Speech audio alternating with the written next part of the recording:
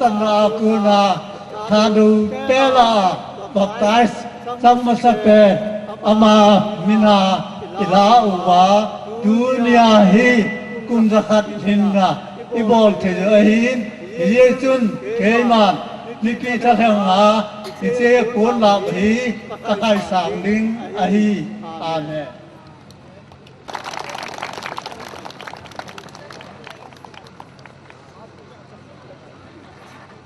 Cô lên quên họ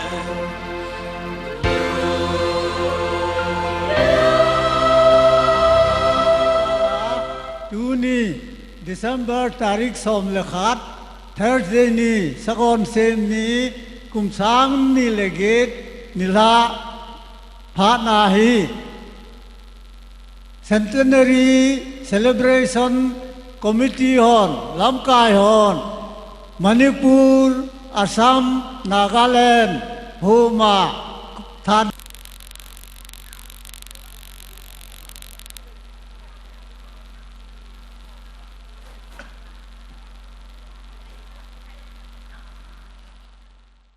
At this time, I would like to call upon our Reverend V. Sitlow, General Secretary MBC, to come up here for the centennial inauguration. Centenary Thiên Sô Na Dingin, Reverend V. Sitlow, General Secretary MBC, Amak Kovinay. Pasa hagaw tingna kan pundo he.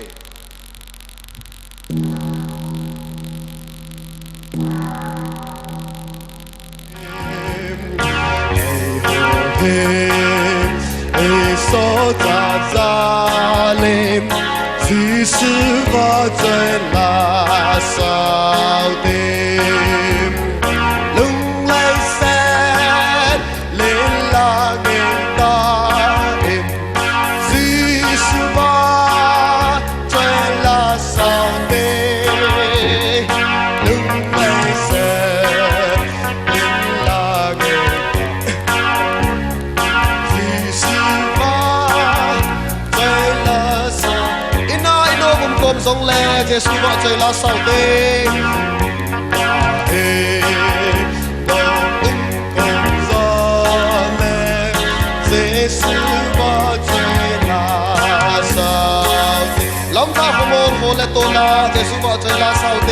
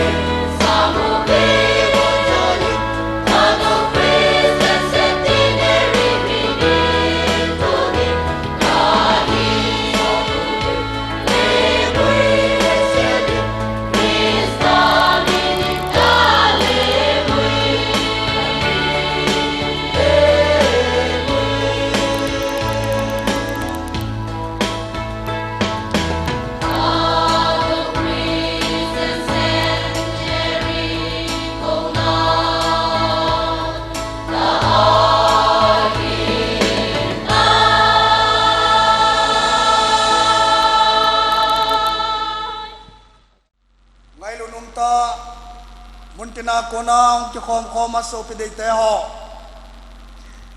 itabang phat pha imu the na hi azze au minahi chula hitabang lo pi ta pathe ni wa chai khom the na hi abulau minahi tuni thadau Christian centenary kum zakat paten pha choi ni lo pi inei the na hi tuni la en ilung thimuwa iga gel do diu ka dein aden pungul hau thom song sang khajako le gena pakai Jesus Krista adinga ko namasa na sana aman inam sung dingule izat sungwa dinga gospel ke pana tupa khova mumasapena hichwa lo pi inam sung izat sungwa sei soi le dinga patenin eina ko do pewa tonin ama Abrahaman sungata sanajalin lo pina sangtan ama nung zui inam sungwa Christian pioneer ho Christian missionary ho evangelist ho patena dinga tikat do ahin khole apate ho anapedo zaluwa tunia hi kum zakat alhin to kelona hi hitsan gaya hi inam sungwa hi pathen lo pina pathen tilbol thena isano hi ti heaven tunil hain sopte pungul hau thom song ama baptize satana pana tuni pathen mal som na channaw kum zakat ilhin na wahi ama hozo se hi lungthima igel do wa ilung thim wa nga ngai to div hi tun ha dei pi pen tau chei ama ho chang jeng go hilovin anung zuya pathena abana hin tonga association convention hin phu do na dinga patheni inam sungwa lamkai phata ta ene sempe do ho tam ta tu ni hin ton sot gam lo pina sang sa tam ta tan tu ni khang tha te ai lo wale tu ni adam na chang na lai te ho zo se hin ama ho hi iga gel do diu ite jui aban kinin so pidai ta te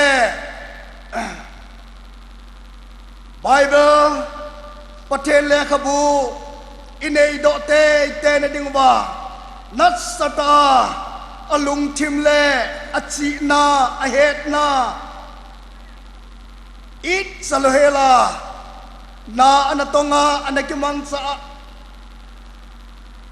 ikiloi khom nau sunga inam sungwa tunia bon chamin pha ding he gei sang ding kasai so pidai te tuni hin pathen pan pinajalin tunen painan missionary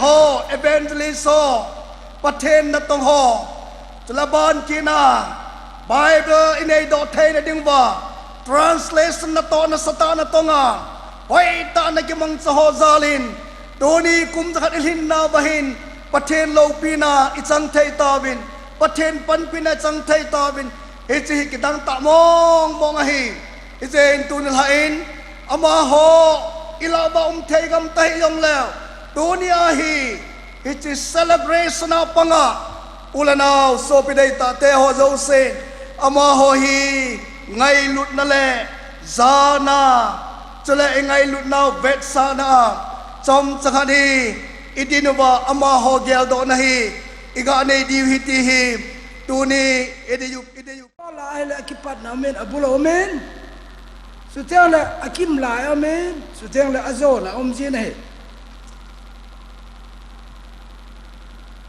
silung kipat na tutung centenary hung kipat na them khat izoven isei panoven TBA General Assembly 2006 kilo ladung zuza kumni inache lai piwa tuni he centenary ikipat na we hichi hoya itilung thimung kon do ham koi mai sei set naw la koi ma I got naw he poi thil khat cho ma le thusi moment he tu la jin I chang chen ema organization sele ema in sung tum chelung gel na tam ta je in tu na pathenin inam sung wa dinga masam la ja ipu pol gentle ho dinga an hem do bangin ipu ngul hau hi inam sung wa dinga wan gabilu thein diu la ma nang jui thein di wa ein hon do pi nau thu simi lung thim la ngai to na ho lam kai ho pasaro chunga hung kilang tan hele ichi chil bol kho eng to lo kho e tia hung ki pana 2006 General Assembly TBI kilo na dung ju ya hin chi pat pi wa tu na hi aphat imu ai tai aban kina hi cha hi pi to yele pi ham apha chom dinga pi ngai to ham hi chin lagawa pum khat leise na nam khani wa pau khani tho bang wa lagawa jong nam khani wa pau khani tho wa pathen choi sem pau choi sem ma wai wa choi the na di wa hi chi doi le tu so the na di nga lung tu me inam sungwa kum tam ta gen the in tho ta win mi nam ta mi bang po win amol tinai tawun ho in tinai taw tawun ei ai wangin inam sunga ho che che ne hi ja chun tu ni hin lam kai se le mo pu se hi kum zakhat pakayen ha chung no men pui naw ni kho hin ki taw kho men lang hi chi ki pa na thu hi aw a cha hi ki sa kho men ki sei khom le I pau ha chung no Mrs. Mary Downs, Miss Judith Boyd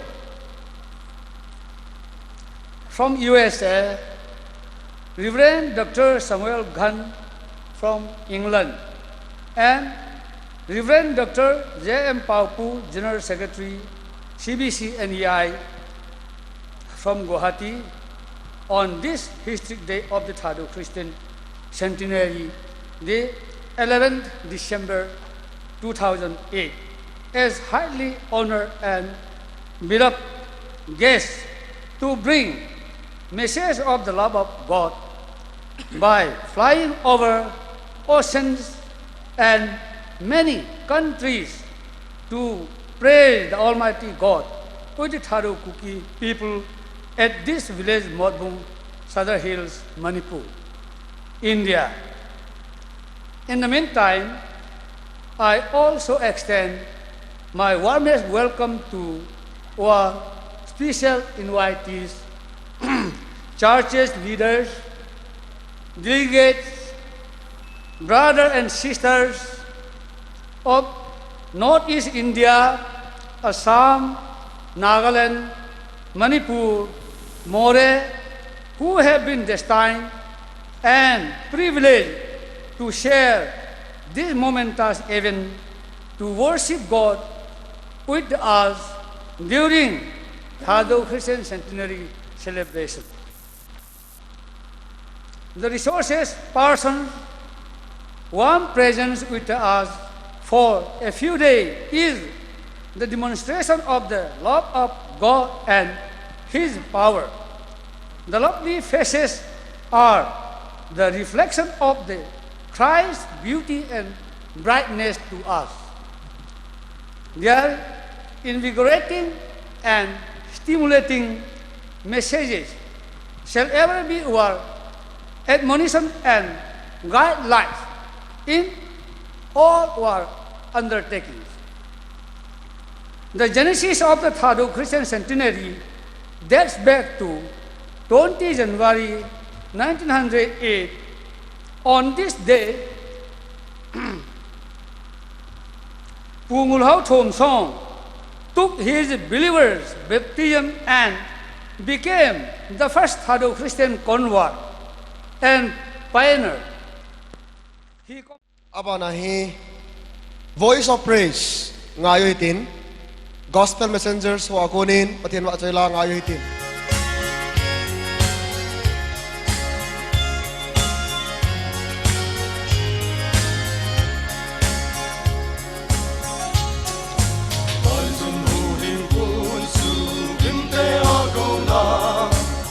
kim te ka he ma hun cho do vi hung man dei sang to vin po gi ngai giang vi lung kham po gi zo se se pan ka he nga hun ke ma cho sao nghe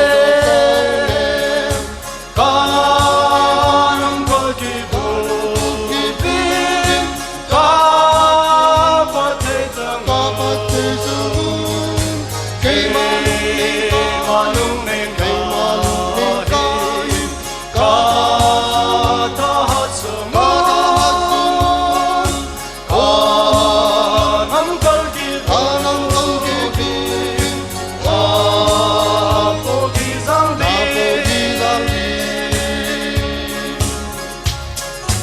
Ông ta na ne sa va ve le na him ta san nan de a lum kam ma na him son se na yem lung tim dai na ne zem si su he nga lu nin na cho do sa din hu ke ma cho do sa ke ca nam kol ki bin ca pa te chang ke ma lung ne ka ca ta hat so ma ca nam kol ki bin ca po ki zang di Son se muti magi con lu ho ta mun mei con le ya lam ma te na hi son se ta hat na si gil la gen te te hu him kun za do sa din na go mai pan hu ke ma cho do sao nghe ca nam ko ki bin ca pa te chang ke ma lung ne ka ta so ma Pu Let Jathang Sing Son. Presently, he is the chief of that village. Pu Let Jathang Thom Song ama he pu ngul hau thom songin ako sat na mun. Juteng la tu ni a thado Christian centenary iman theina dungo wa pu ngul hau thom song ama abaptize chan ni ko juteng la ana to ho tam ta imu theina ho zo se proof hi che ama ho sat na hi committee ho ka che wa hi che hi ama ho kho along chu pu ngul hau he jing na song zo ana phut novin tu ni hin hi cho zo se hi phot chet na Zaswa bungli chang khana pana chang ko chan athupi Jordan badunga song som lani ala da u chang khat Israel nam pumpin Jordan agar kai so phanuwin pakajin Zaswa henga thu an sijin hitin ati phungtina ko ni nipila ko nin pasal som lani hang da ubin lang sule ama ho chu thu pe win lang hitin sejun Jordan walung lai lunga thempu ho din na akyang chut pha lai ta uwa kun sung som lani la da ubin lang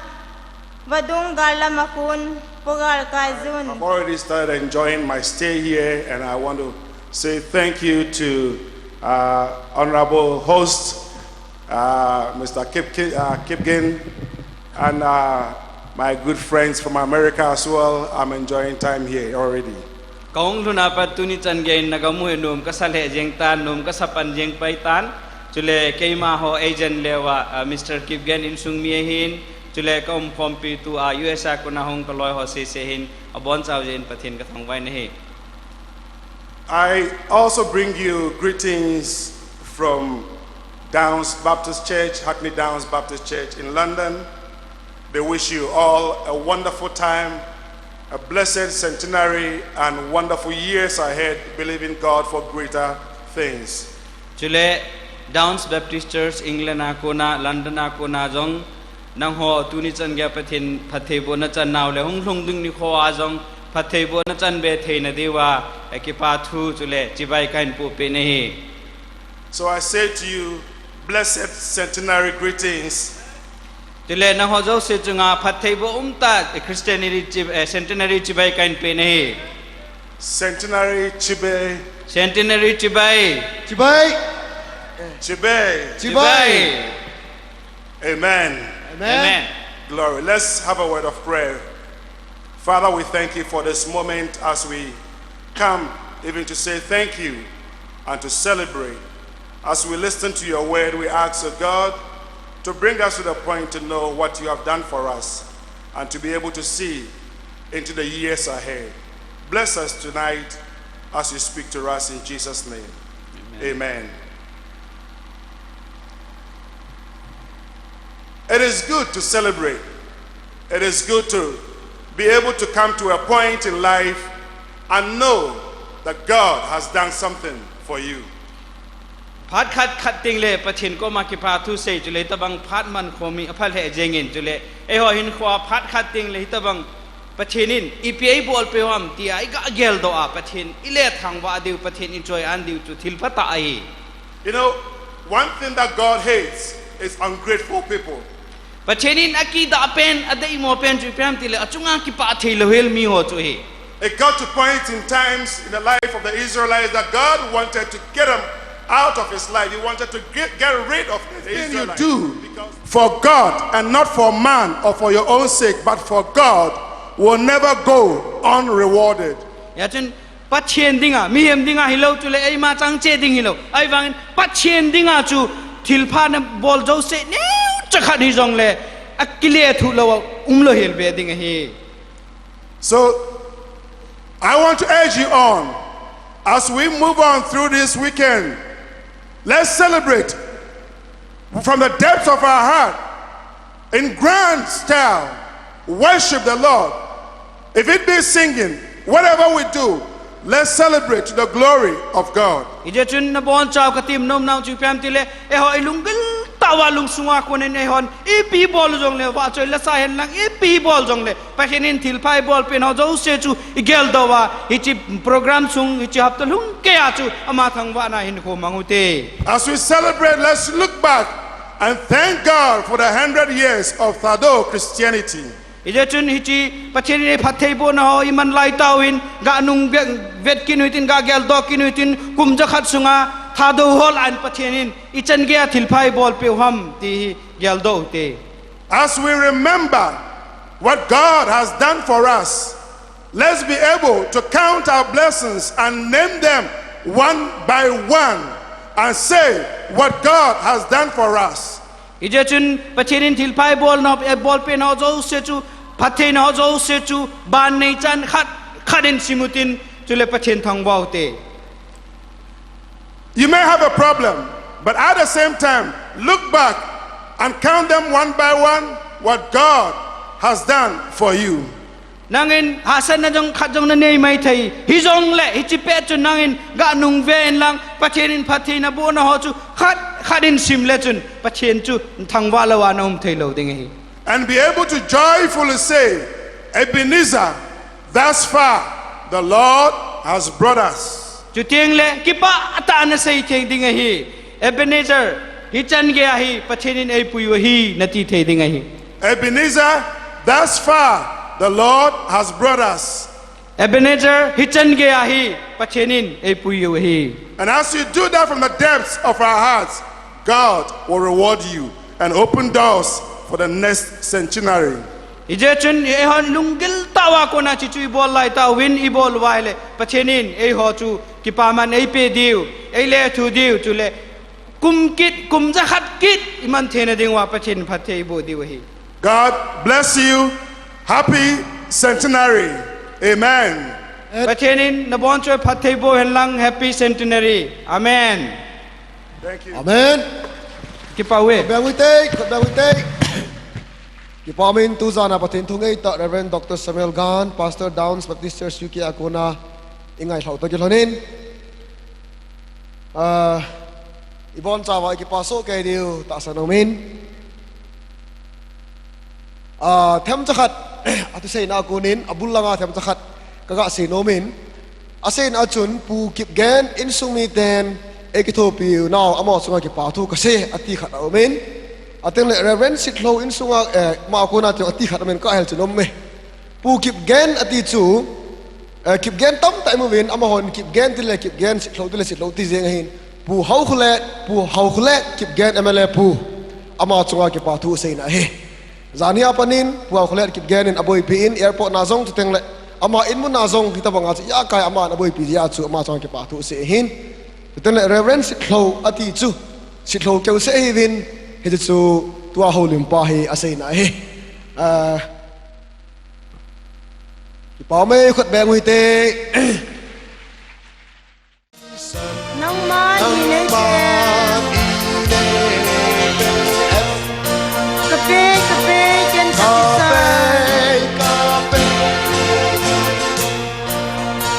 nang ma ni le pe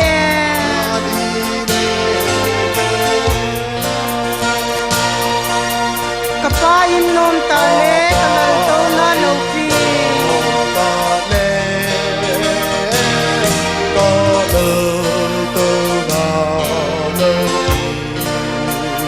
kada thai nam suna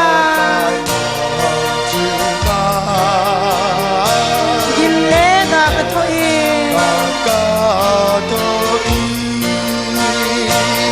in hin da the nang ma ke ma nei chuna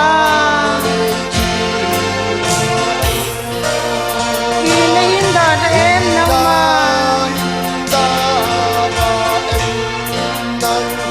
ke ma nei ke ma i nei pe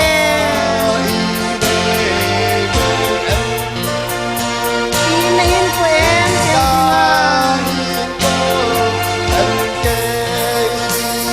ke ma i nei pe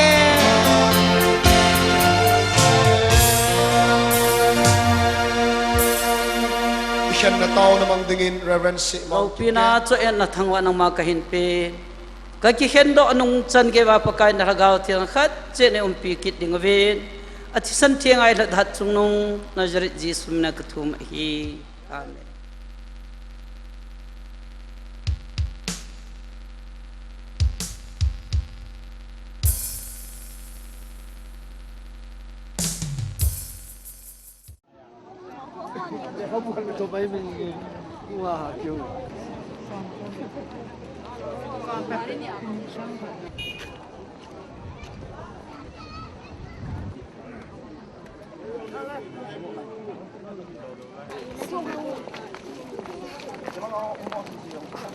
pi chu song pu langan so ta lau chu phante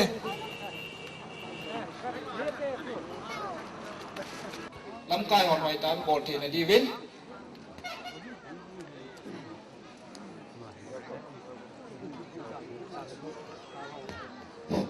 centenary som benung ta le kilom ta khom do ding ai tam ahung na lai ding ama le gang chala hung di win phante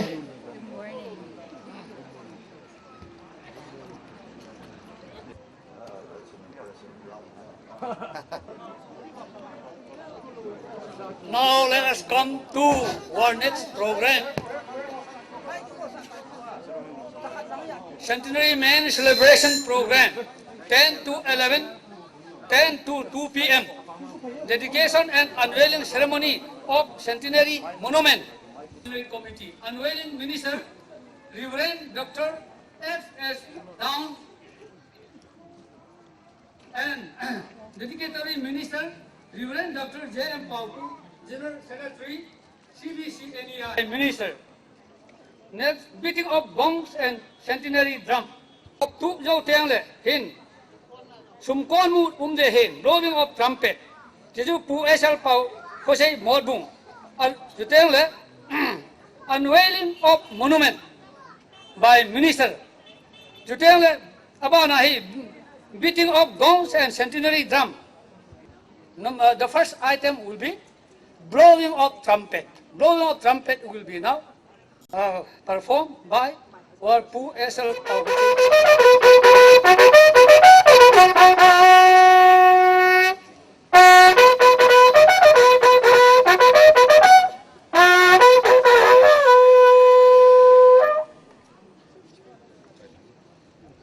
unveiling of monument. This will be done by minister.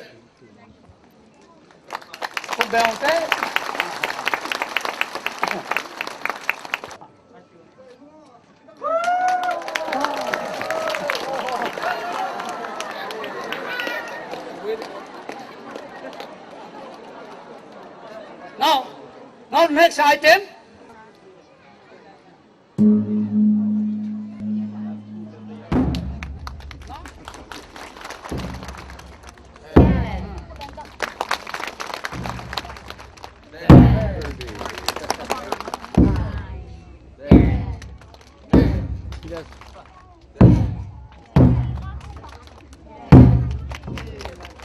Three, 4, 5, 6, 7, 8, 9, 10. How many?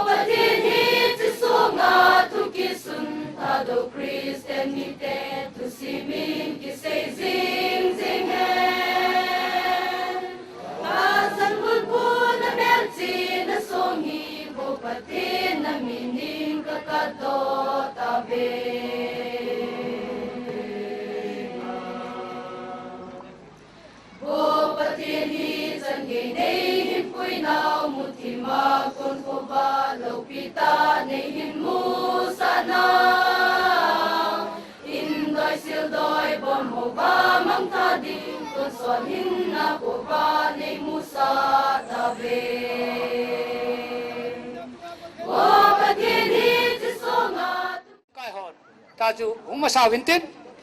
Yeah. Iti ahiyation. Ibon sa kayuwa. Centenary hall langa. Ibon sa kayuwa ilut so kay divin abelin tim na kanne kinu na he.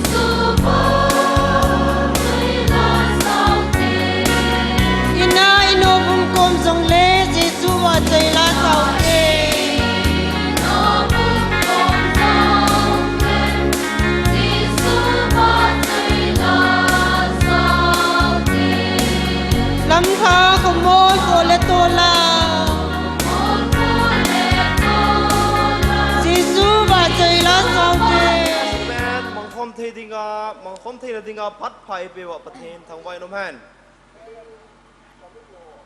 tu jing ka hen ikiman sana deu gonto asom langim simpong na Nana chang khanapat chang li chan Psalm number 105 verses 1 to 4 sapawin siminge. Give thanks to the Lord, call on his name, make known among the nations what he has done. Sing to him, sing praise to him, tell of all his wonderful acts. Glory in his holy name. Let the hearts of those who seek the Lord rejoice. Look to the Lord and listen.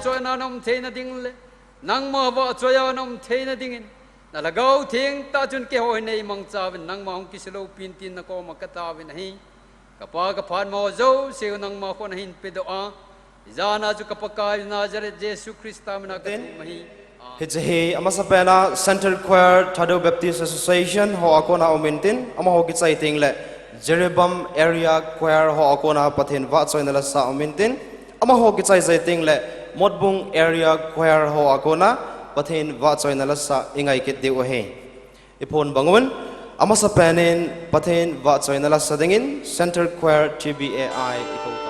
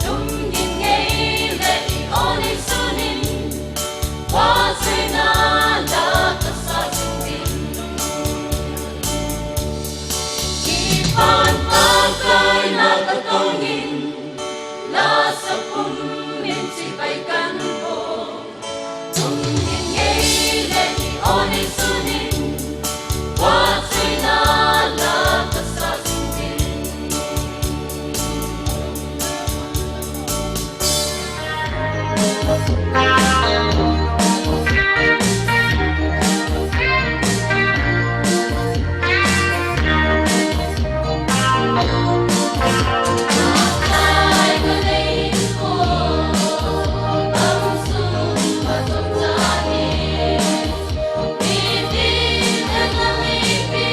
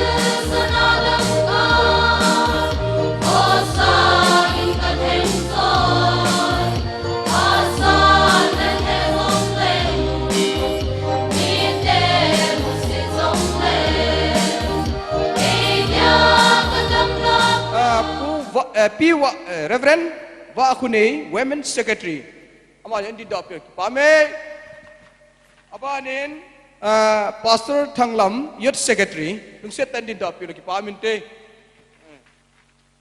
pu ama to ka ai hatahin Reverend sorry ako pe kaye puriki wan lalom ama hi Youth President akum somwal e na po piwa tunia thil ki bol program chunga thil lamdang ta ta hong ki bol wording ki mang ho jo se ma ei bol pe tu chunga joint secretary hin chutan pura amtan hi jong le ila wa hin am jing jeng in ama to ga hi mu jing jeng win tunin aloi nu to thanom ta hong ko kim cha ni di ni han indin do pe lo ki pa min te hung seten aloi nu to hongin puriki wan lalom pa me amani jarin pathe ni thang bau ne he phồn tiếng alom các phồn hay âm lại cái ngày đông tê chốt tiếng là thản phồn kít tàu tê kan sei de hin ten to chung Thado Baptist Association M ki te ho hi sulam gam kai tiu le het ilung thim sung wa hesan kwa yeng hu ten sulam gam kai aku na hung kal sung ka hi vin Thado Baptist Association ai ho in hatat ta pakai minzala kho sa na nei tana eko dau chunga hen centenary celebration center committee ho chunga jong pakai menin avel ki pathu kan sei kinu nei adei in pathinin vanwili singa dinga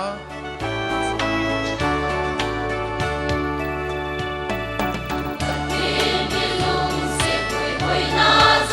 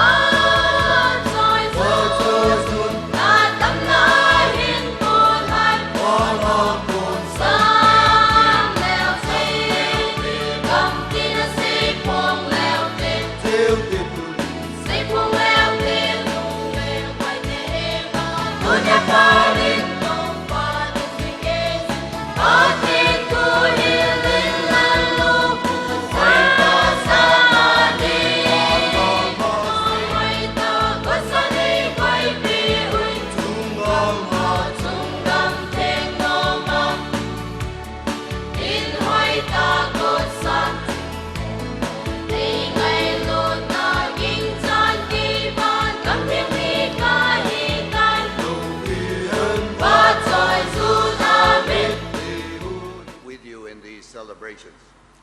It's a centenary celebration na kayong kahong zao thei zen kakipa na bon sao vahenga kan phong da e. I have been introduced as coming from the USA. Kema USA ako na hungin hunga hitin pondo na nene tawe. Actually, despite the color of my face, I come from Northeast India. Ayin lak kalimhi kangu le jeng wang hin nagin sa lehelun kema Northeast India ako na hungzo kahibobe. I was born and grew up in Meghalaya.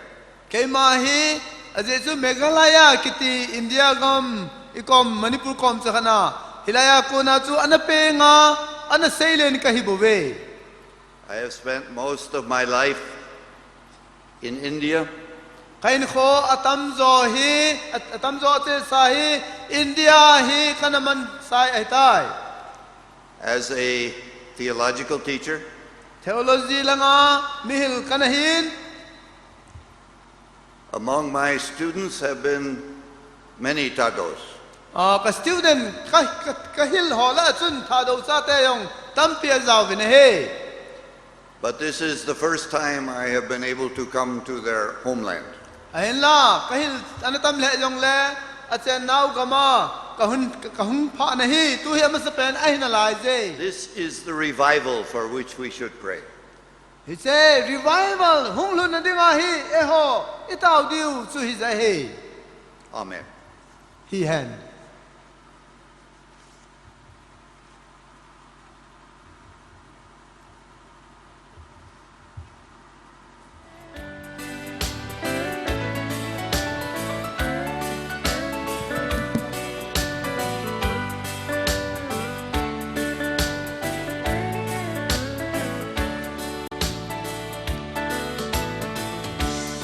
Hãy subscribe cho kênh Ghiền Mì Gõ để không bỏ lỡ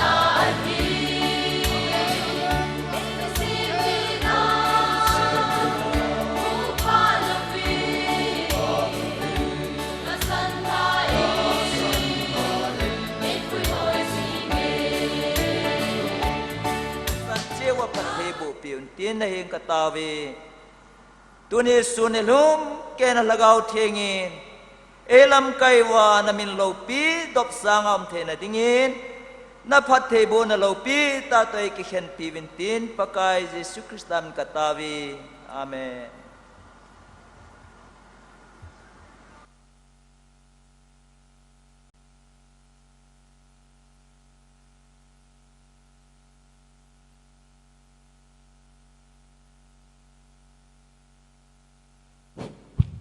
Hello, mi pite ho tuni sunteng le som la. Ví dụ phim đẹp đó thôi. Ngồi đọc.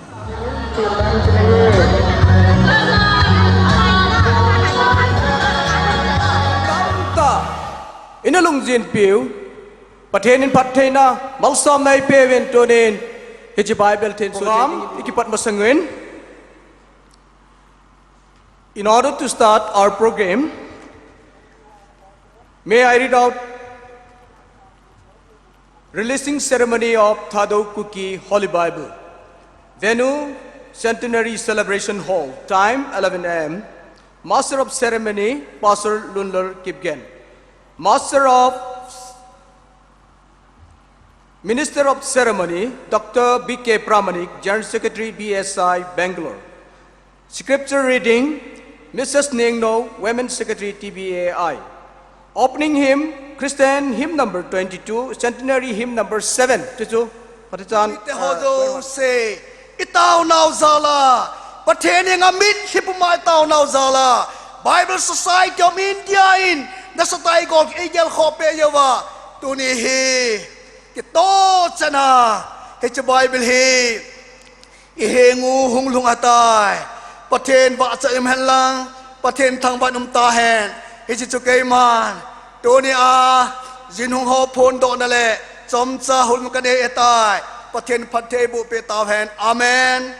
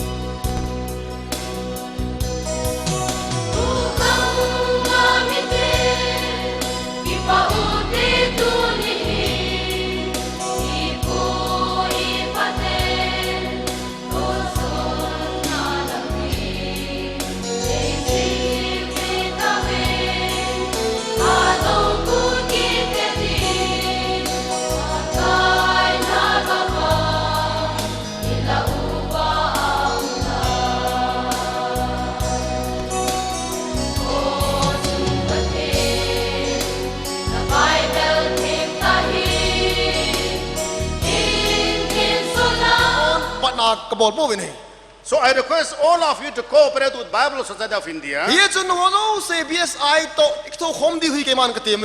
Keep a healthy relationship and make a payment so that our relationship will continue forever. May God bless Thado Kuki community. Thank you all. Amen.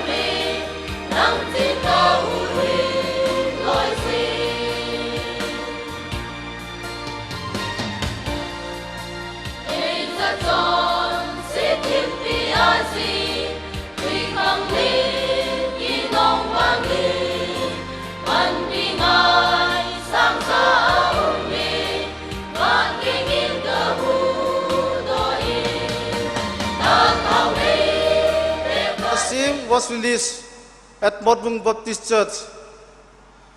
Today, coinciding with Thadok Christianity, the Holy Bible in Thadok Kuki could release.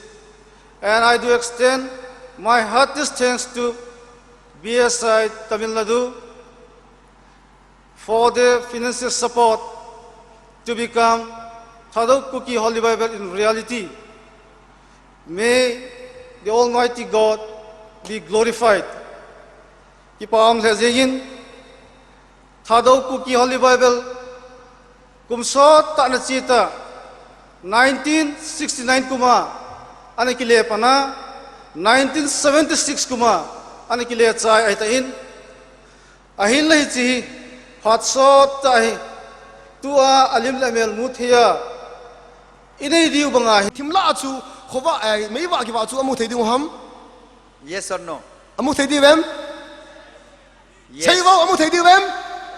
Yes. Thank you. And then he said, just put your hands near your chair and there is a candle. I think I soon about say ni na chair wa anoi lang achun ga vele achun candle khat ome. Take out that candle. He the candle chula to oven. There is also a matchbox. He chong ta to make it ome nahi. Light your candle. He said a candle chu va oven. And within 5 minutes, the whole stadium was burning with 1 lakh candles. Ai chun minute nga song achun stadium abon cha chu candle abaso kai ta nahi. What a great light it was. He che va chu it bang lo When pi ta. everybody burns the light, He chun mi zo se chun he che va darkness went away. thao mei chu aba oven muthim chu ano mang ta nahi. Today you are getting your Bible. Tu ni ai non pathian thu Bible That na mo hoi is the ta. word of God. He che pathian thu ai. That is the light of life. He che hi hin na thu ai hin na ba This ai. light will dispel the darkness in India. He che va hen le India a muthi mo lo se ano mang ding ai ta nahi. Let us have that word of God today. He che pathian thu tu ni ho nei ta I am going to te. release this Bible now. He che Bible tu ai ke man ka hon do ding ai ta nahi. So can I be given that Bible to me? Oh yes.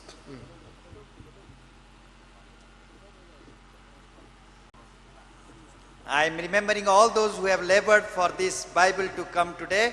Tonin he che Bible do the na dinga na tong nga hin le a pula pa to ka gel do nahi. Oh, it was there, na? So, So in your presence, in God's presence, in the name of the Father and of the Son and of the Holy Spirit, I release the Bible, Thodi Kuki Bible today.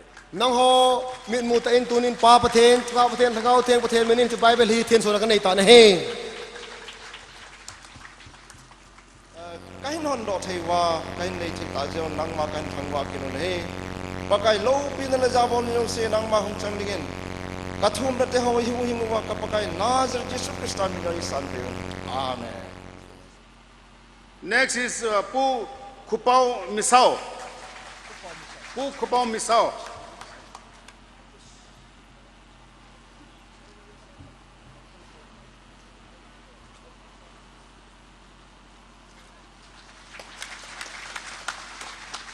Pu Lima. Sema. Sema. Tika sema. Tika Sema. Next is Letpu Longkahau Kipgen. Relative.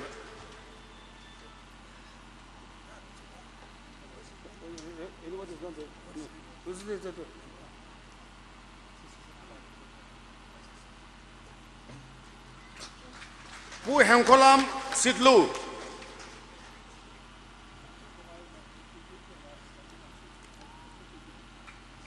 Next is Pu Sekholam Sidlu. Sidlu. Yeah. Next is Letpu Sukup. Sukup. Letpu Thangpu Gibgen.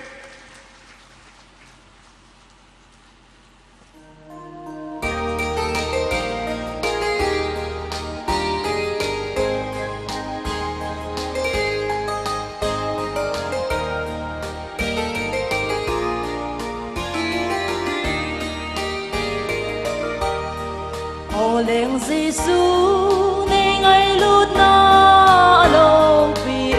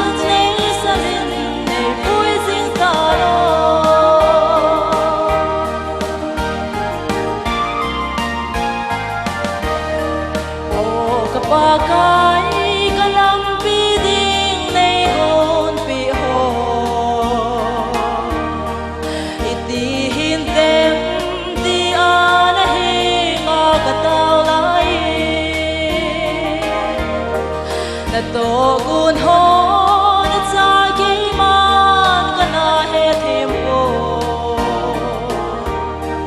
tun vang ka na dei bang in dei pui sing sa no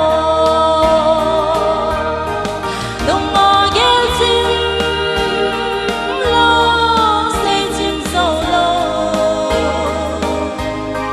sa chim so hoi lo bagai dei ngai lu ta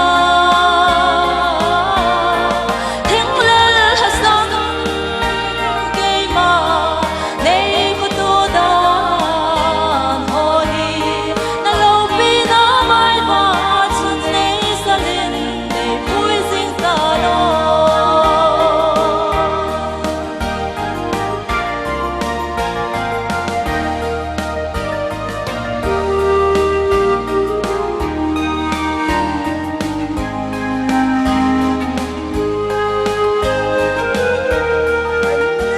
ta alung thima gel zenga gotun tun zenga mi hem jong tampi om din kata sanen chuteng le hi chi hong so ti le ipiam i tiram lung thim khana kap zenga ai lo le lunghang zenga kipin zeng loi di jong ta sanum kasa ne aje chui le se rin ko hi tu hi chi tin muni pa pe no hi je chun ai pi jong le apathen thu chu alunghang in jong akipa in jong isim thai su ka ya wa pathen ki pa na thu pa san thai je na di wa hi je in i bon savin thanum su ke yu tin su te le bon savin ki pa a je ni lo mo vin hi che program ki ja a panin jong ka ngai to ai le zan la chun mi he ki tambe se pon tu nin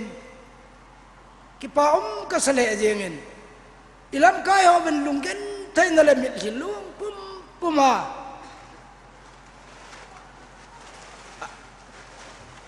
ama khang sungam alim al amel mutai dinga an ngai to amu zo lo tampi om tan kum som thum le ko lu jena bible hi isu isem da wa inei da wa hin kidang sa alawam kati he so pche ho thil kidang ta he min mo la ngai gel jong le min mo da ding hitabang mi mo di le se no pon te hat lo na la ngai gel jong le hitabang le se na pathe ni le sem di ong ta san lo ta mi pi bon chawin phat chai na dingin adingutin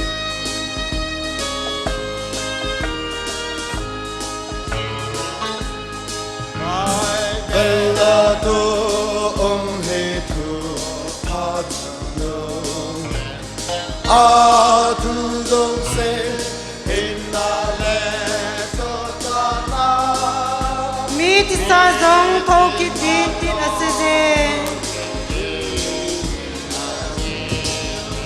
Bye bell to go hey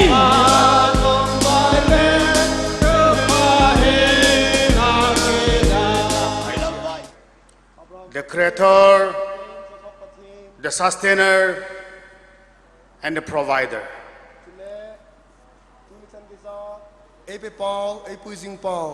We want to thank you and praise your holy name. And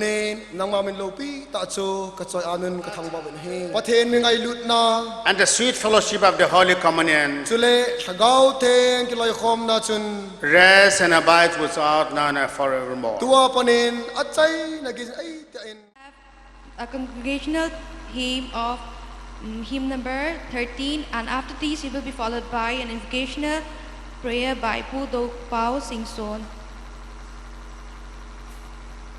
Tun ipon la gong zuzwin centenary hymn som latum ipo dawitin gon chawin pakai janan dinguitin sa komuitin isa chai masangubin udo ko pang sing sonin masang langai hung din pe divin jong kan ti minahi pakai janan la sa komuti. Let's all raise up and sing centenary hymn number 13.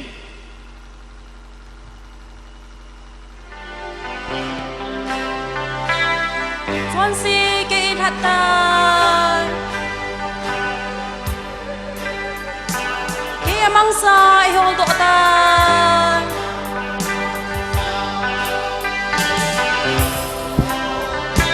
mi chon tun kamuta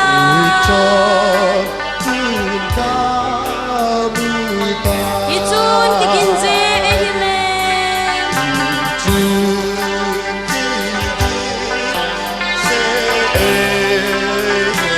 tun ke kamunta hilung se chon กระเป๋าประเทศนลงเซนนลปีตาไม่นพันนสิมโซโลเตโหกระจุงวานกอยเซนตูจันพันหินซงนมินโลปีสังตันมันดุไตชะนุปะกาเยซูมินินกะทูมินฮีอาเมน Tuang nal in hoy sunga kuda te Kiang ko luku wan lau pi ak dem Lumun tol jang tau mun lam do Tin te mi te ni kunom Do khan sunga gel mor thai Tu tin tang ina ne na tom Ni dan sung se ko te ngai Tin te mi te ni kunom Lay chung lay noi gol panay Tu dik son na kizem em Ngai lu lung se dam na nay Ai kay dinin kunom Kakipae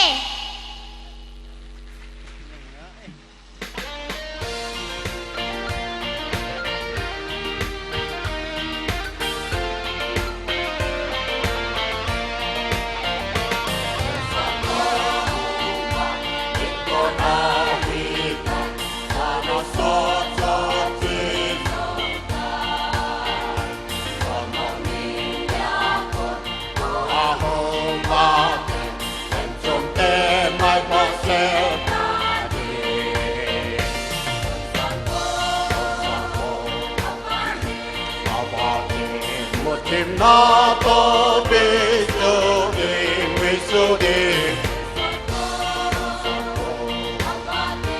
Apatim pakai meloi in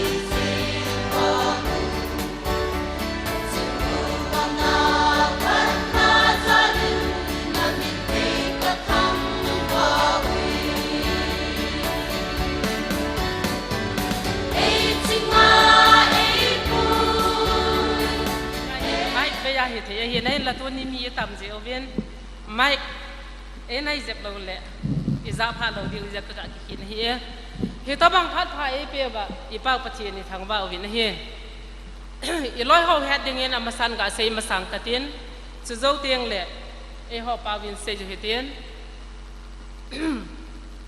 Tuni a hong ho hi a day in distinguished guests and dignitaries and leaders and all the participants of this centenary celebration, I bring greetings from the Church of the Nazarene International, Northeast India District.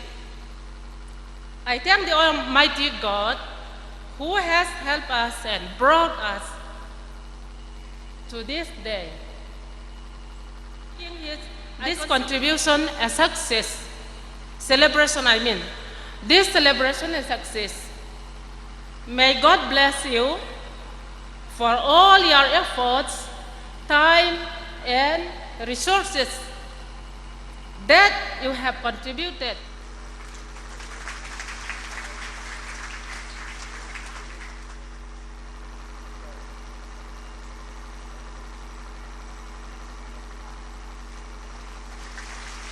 Sang ni ani thane na mani cha te ni hi eta mga chumun chom choma le khasimena ne he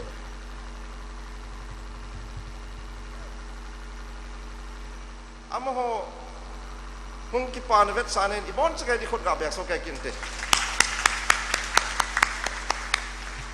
tai amo hin phat chom khat la thumlali ikat praise and worship ma hin lam kai di to an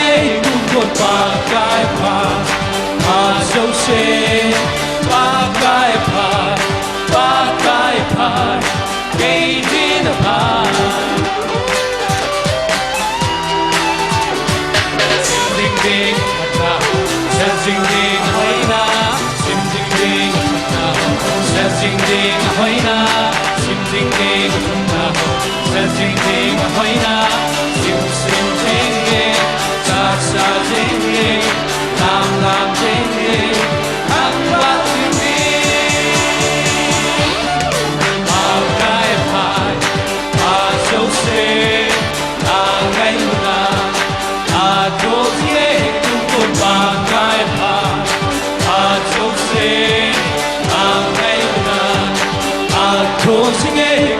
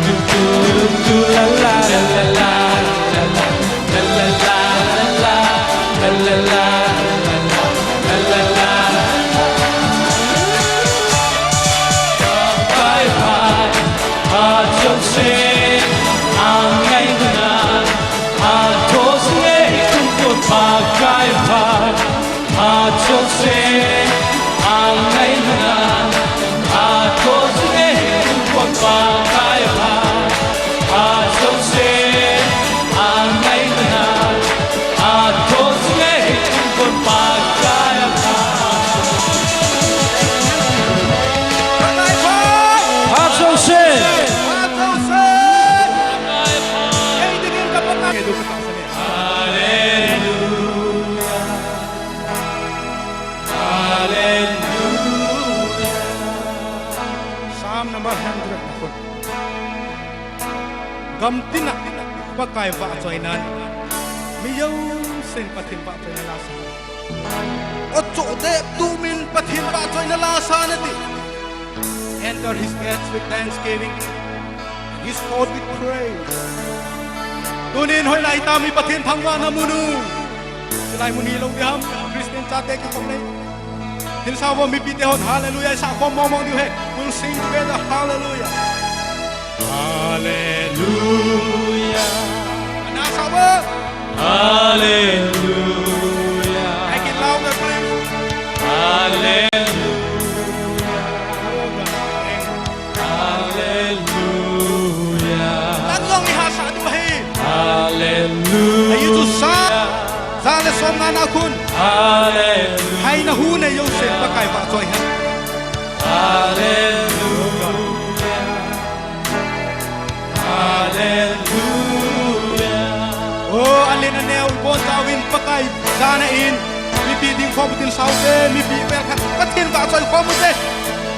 Let us praise together and we will worship God. Oh God, you alone are worthy. Nang mo nahi pakai thangwa na pi ding alom tu pakai tu sana hi nang ka thangwa lo le baham ka thangwa di o pakai tu kum sang phat le et lahi kum zakat ni nan tu lu ta pakai nang ma tu ka thangwa ko mu hi saute hallelujah yes hallelujah hallelujah hallelujah hallelujah hallelujah hallelujah hallelujah kathang ba e kathang ba e kathang ba e kathang ba e kathang ba e kathang ba e kathang ba e kathang ba e kathang ba e hallelujah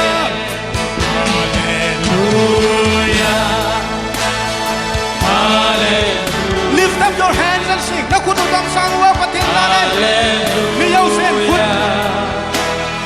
Hallelujah. Hallelujah. Hallelujah. Hallelujah. Hallelujah.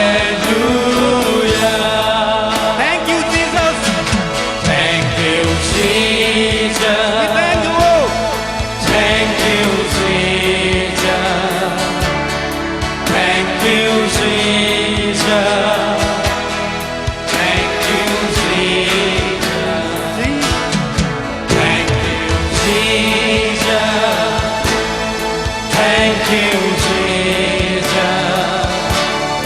Thank you, Jesus.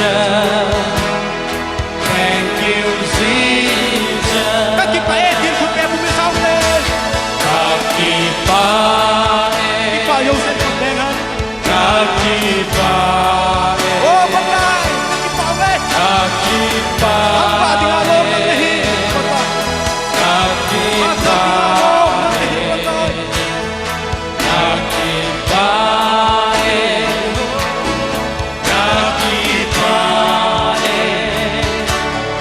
Kakipa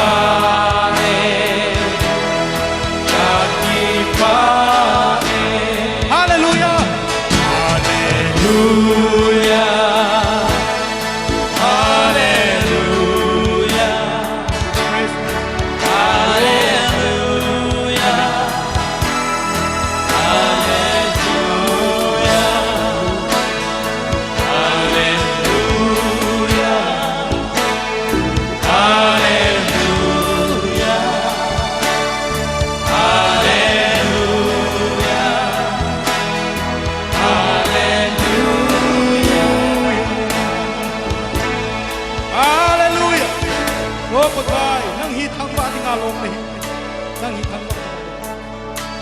Mi piden nung kito tan thum bay hallelujah samutin avelin patin thamo God mi thum hallelujah hallelujah hallelujah pakai pai Joseph pakai pai God is good all the time. God is good All the time. all the time. God is good. Yes, he's not having a bad day. Pakai pai Joseph. Of the Pakaya Pai Praise and Worship team for the lively and comforting praise and worship. The next on the list is scripture reading, and this will be taken over by Chairperson of Women's Society, Emmanuel Baptist Church, Poipi. Right after the scripture reading, may I inform and request the TBA Myanmar choir to get ready for a special number. Pakai Pai Praise and Worship Team Akona, Pakai Vachoila, Ngita Isa Pichungwa, Kipatu Kong Pongin, Tun Abanin, Tunin Ha, Patin to Ting, Isim Pidiu, Emmanuel Baptist Church, Zapana, Woman Chairperson, Poipi, Ama, Bible yung simpidiuhin, Ama Zozo Tingle, Myanmar apat, TBA Choir Hon, Pachoila yung sapi diwin, kung head sa e. Maksud kipanatupa, bung som nali, jang som nasagi apat, som nilakat. Atupi ju zan anne nuka. Suin nila hi panin som nani ho chuto ahungin jang som lagi. Suin ato wa an ane lai taun jisun azawa tabia kasay ahi nalauwa khat kane khom pi ta ahin ap doa e mat sa ding ahi ati jang som lako suin alung khampan tawin khat khanin ke kahim tin aban banin adong tawin ahi jang som ni suin aman azawa som ni la khat tu a henga ka so khom pi hi ahi jang som ni la khat mihem chapa achon chan ding thu kisun bang ta a chu che ding mong ahi ai wangin mihem chapa pe do a masa ding pa chu o he adan e ama chu ape na peng lo hile ama dinga phazota ding ahi ati pathe ni lungthim che wa phathai bo pe ta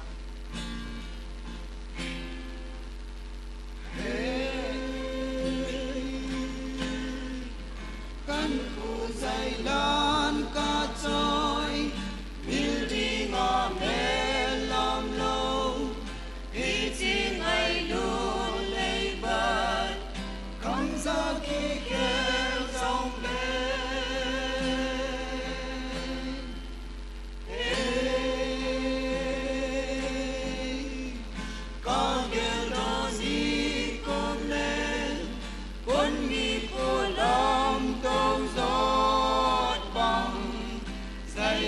trôi ôi mây ta nghe.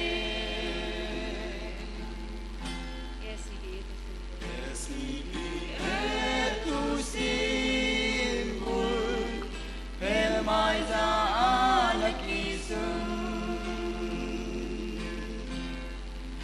Uhim na kote tuhi Kozanga amung nong nan Kozang mutim la tum Ahim salvam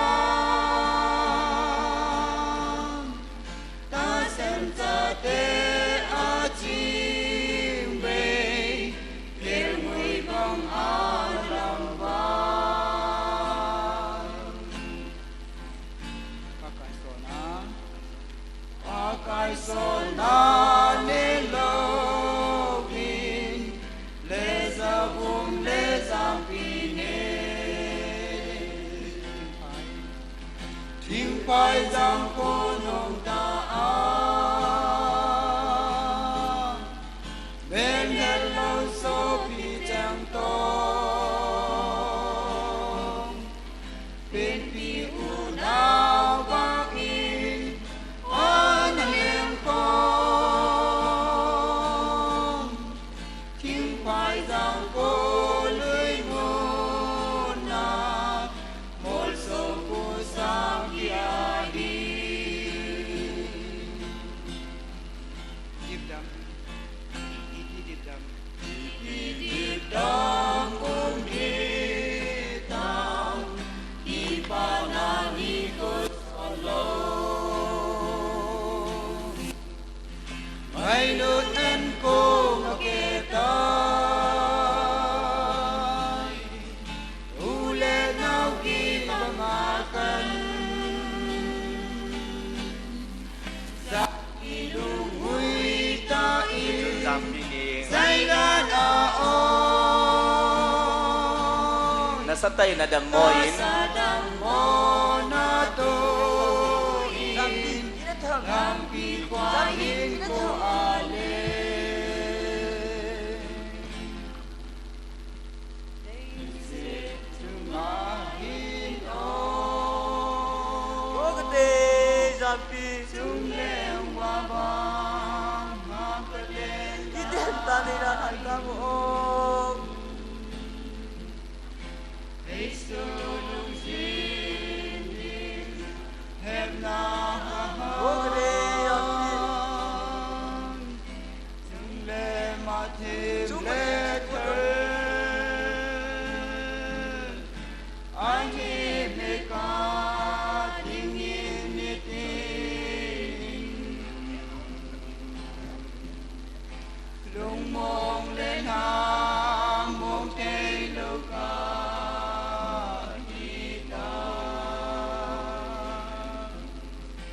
Pakai lung se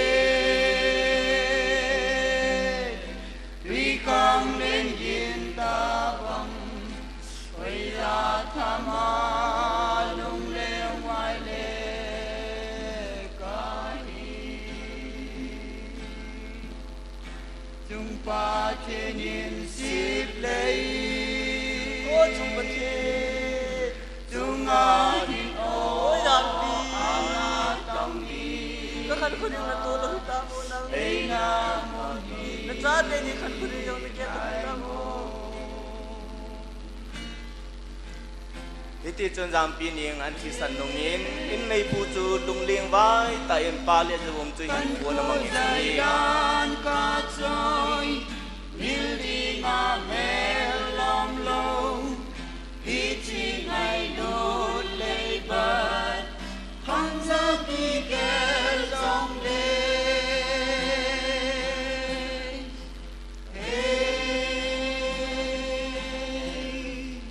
Ba kèl đồn đi cùng đêm Vẫn đi phố làm đâu giọt bằng Dây lan trôi ơi mây ta nghe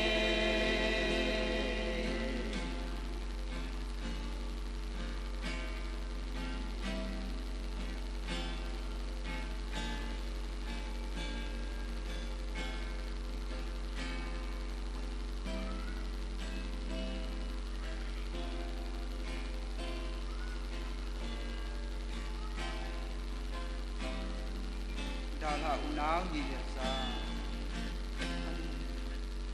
Alung em đêm đi cùng lâu xuân lệ gian huy ba bằng ma ai phụ lệ dùng chữ lung liêng vai tin sa cùng lại tên đam mô nan na sa ka khat ốp đam lù na chốt đam lù na ăn lịch tàn đi cái chân ta pa lại ta lùn chân ăn phun phần ní thôi dâu lâu bin lại tên đi ghé đón hain để si qua hin của ale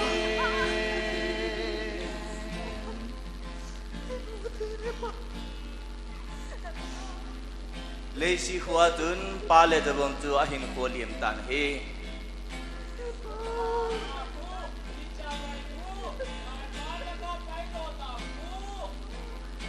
chun naga pa tu ahongin ama himi chawai gube dal pam la nga ka pai do na ti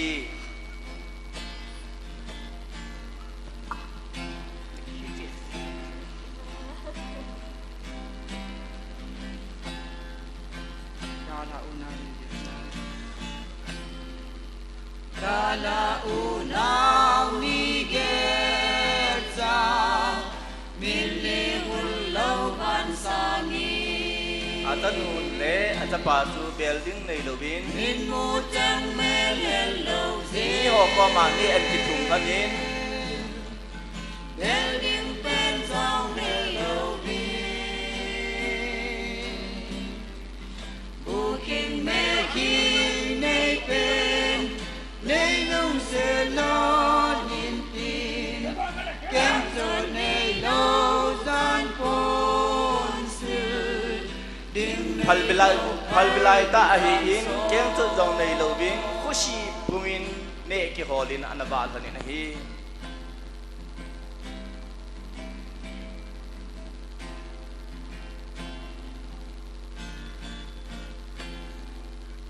Ongon so ki hungelen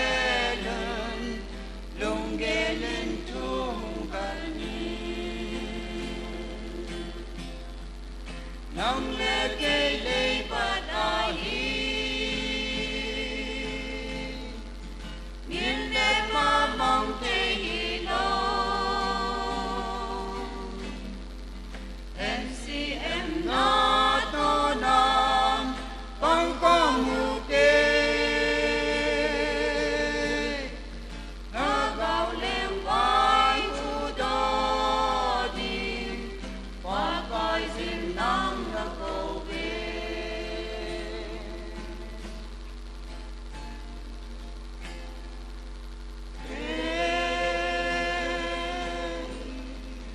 kan khu dai lan ka trôi building a mel long long đi trên ngày đô lê ban không ra kỳ kêu sông lên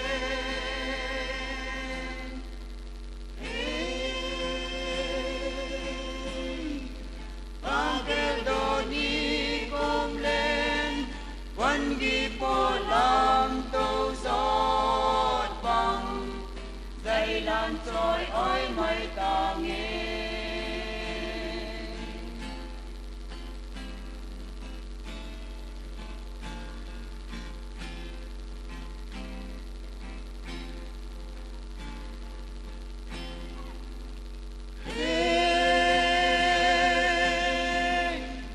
anh khô dây lan ca trôi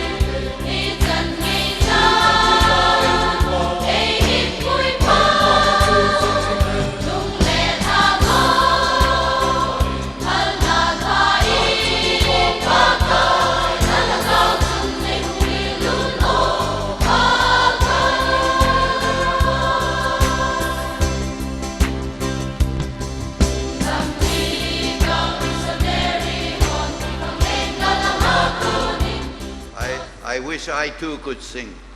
Ken jong tu banga chu ka sa the hi le ka ti le e. But unfortunately, that is not one of the gifts that God gave me. Hin la pathenin lagau til pe e pe hola a e pe lo khat chu la sa hi. So I will have to preach instead. Hize a chu ke man thu hi ka se ya ka thang sam ti hi hize nga hi. In the familiar benediction that we find at the end of St. Paul's second letter to the Corinthians, we find three important things mentioned. Sorsa Paulin Corinthian le khatot ni na aji na azun hiche thukum khana aseyin thilthum aseido ene he. One is the love of God. Khana chu pathen milung set na hen. The second is the grace of our Lord Jesus Christ. Ani na chu ipakai Yesu Krista milung set ahen. And the third is the fellowship of the Holy Spirit. Sele athum na chu lagau thenga kiloi khompi na hichang thumi ahe. We can call it weakness. Hichi ehon la sam no iti mai theyo. We can call it sin. The eye of another person while we have a huge log in our own eye.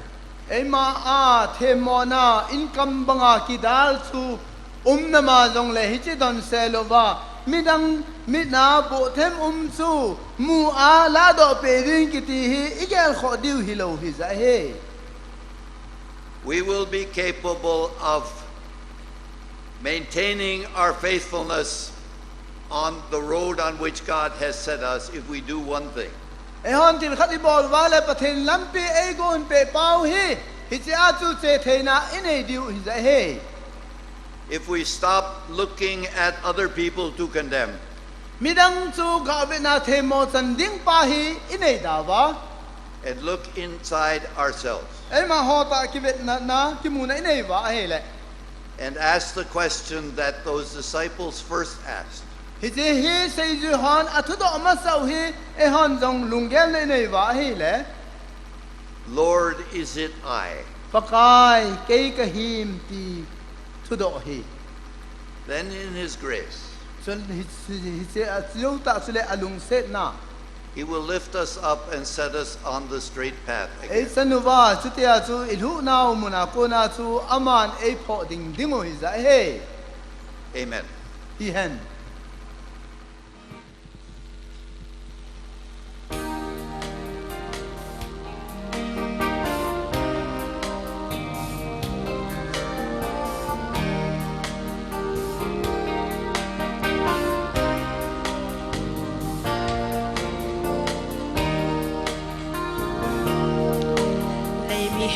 Chị na pha zo lo ni le ha si chu khel lama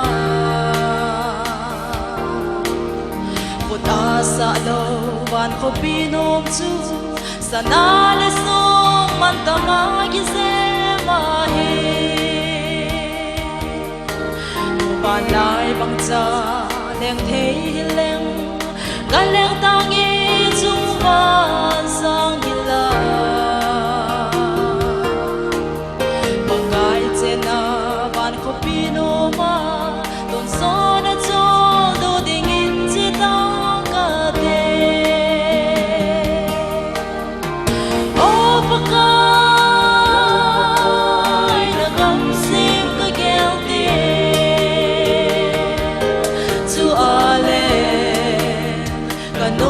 sa de kim na mun chu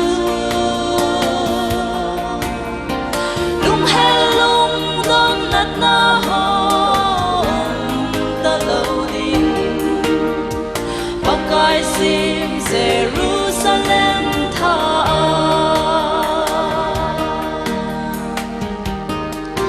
lung se thêm pakai ke nei hin be leng vai gen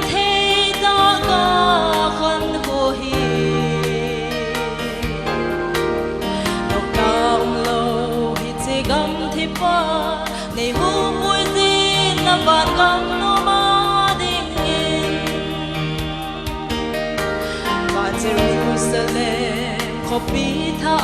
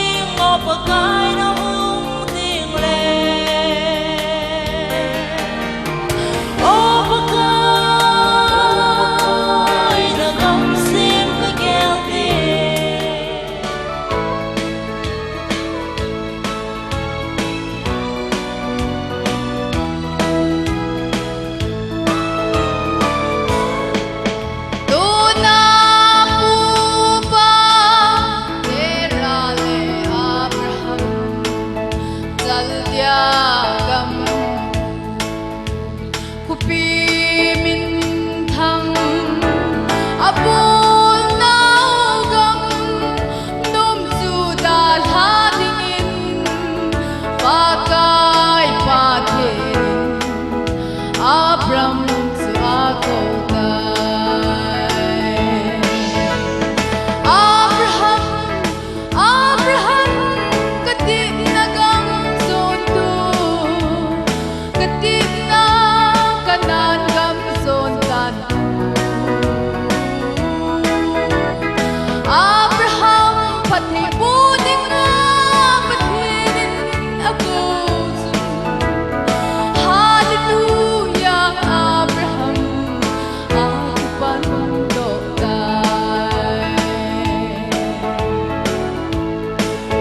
Abraham inba alam tinggang su ano leha ting apoy mo Adeleza ting som nung kamlapin Taasan na salin kaptip sa asundan Abraham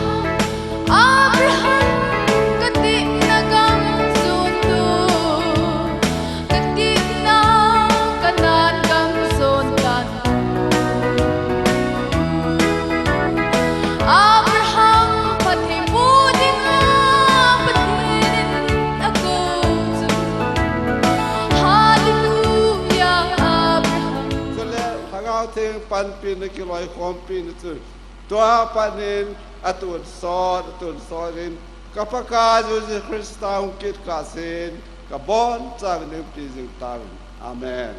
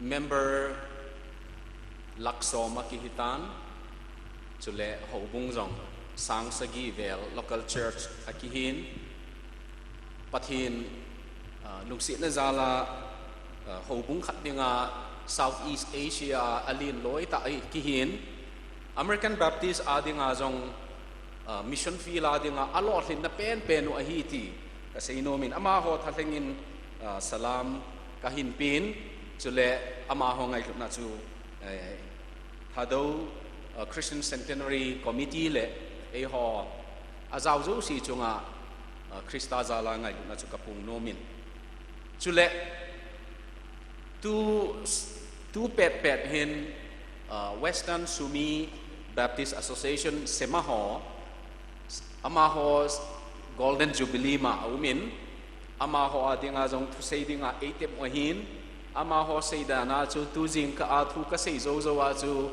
amaho ko ma chi dinga eideu ahin ama wang Reverend Sitlo ko ma vom thang ko ma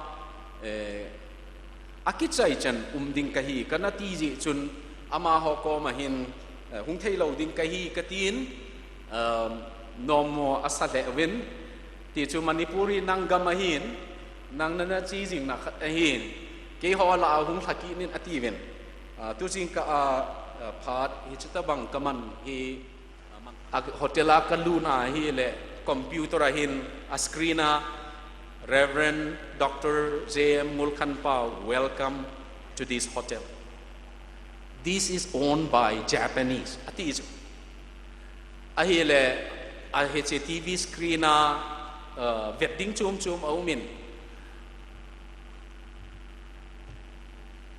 Lupnano mama aumin. Heche ni tha chun pathinin e ho pin. Gospel jala lupnanuma ma kilumahi. Kapi hilaw ay ngay luwa mi khanin api ay. Kalong piye ti na ding khat sa jong omin. Hichi zana kalong gel na umi. Kristan lunga na ding anay law siya kay Japanese hotela num ta kahi ti kahen.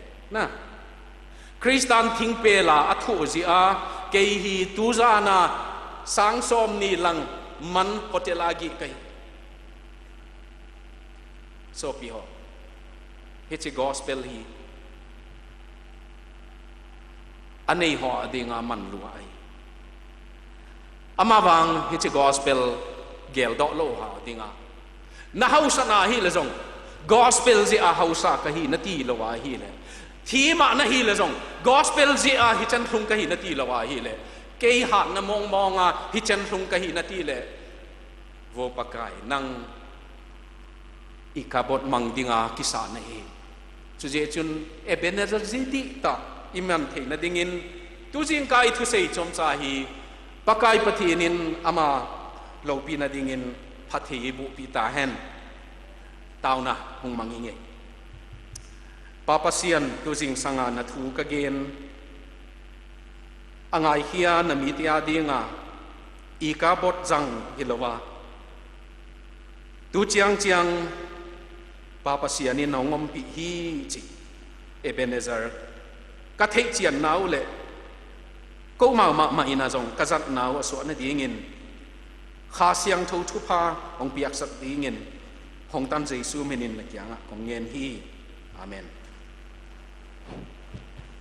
bom lại dingin patin la cha pu Reverend Dr. Mulkhanpao patinin among cha tu ni jing ka tu ei ta ei sei pe zin ama chunga ki pa thu po ma ben he Thado kuki Christian to sim his history he tu jing ka he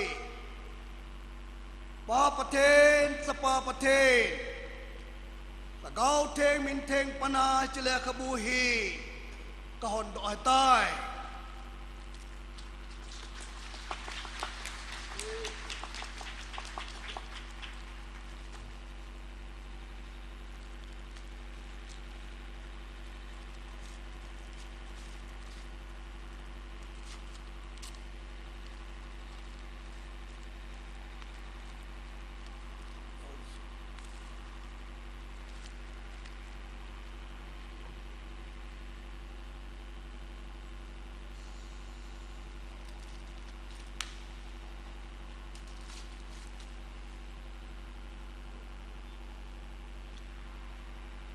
Tado kuki Kristante tusim somsa.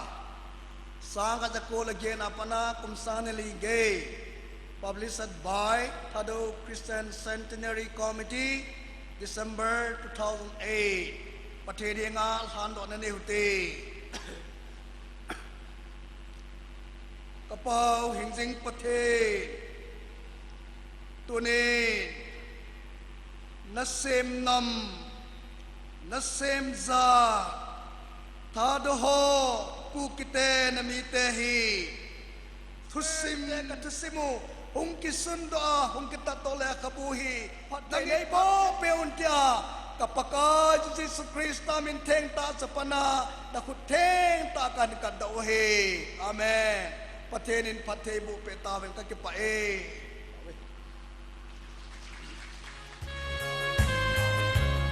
Pite ons kevin Jesumin di so naude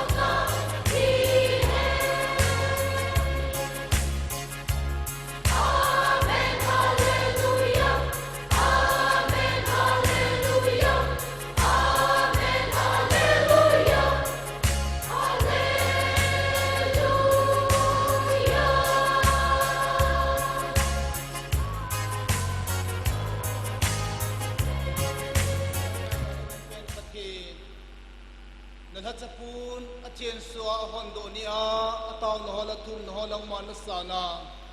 Tuni anini chan giya zong nin puigal kayuwa. tu jing ka zong na cha pu taw na le thu na nang ma nei san pe wa na mon ipakaw Yesu Krista milung sen na pa pathen ngai lu na thagau theng pui hoi na de ta chun na bon chawnam pi jing taw hen amen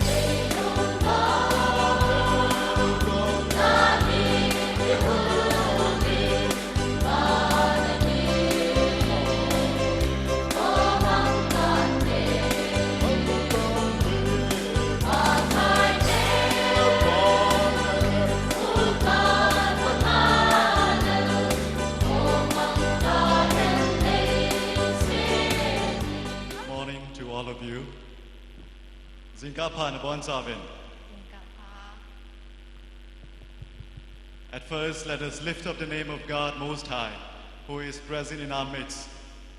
I seriously believe that today is not an accident or coincidence, but today is the special doing of our Lord Jesus Christ that has brought each and every one of us together here. I welcome each and every one of you once again. Let us enjoy this moment. Let us feel and be happy with the presence of God. And let us be here till the end of time. And let us enjoy this moment once again. Good morning once again, everyone. As Michael Mangboy has said, let's all enjoy this day, today's function. All right.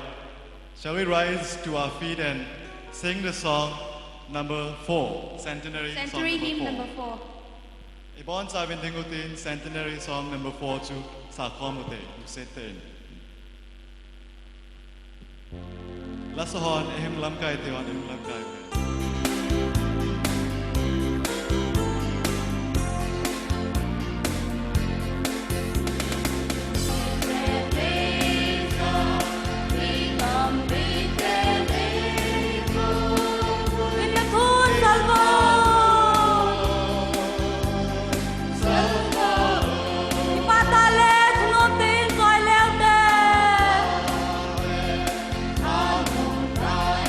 Joy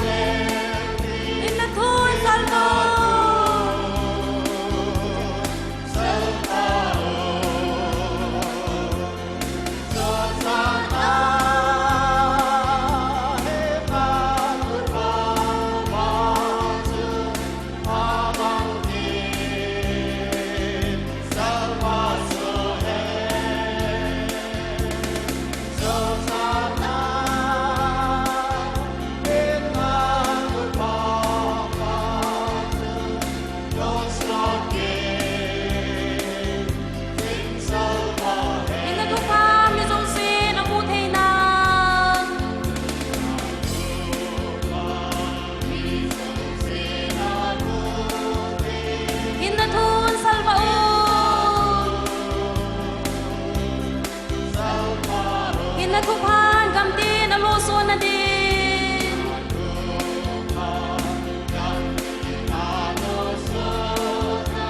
hin na thun salva o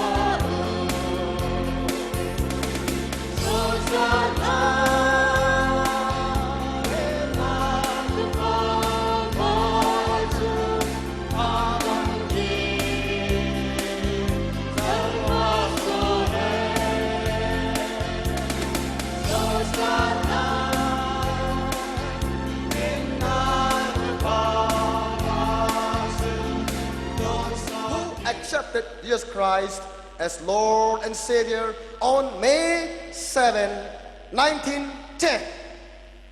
And as a result, not only we the Tados here, but the southern part of the people, the Christians, they are soon going to celebrate again a gospel centenary by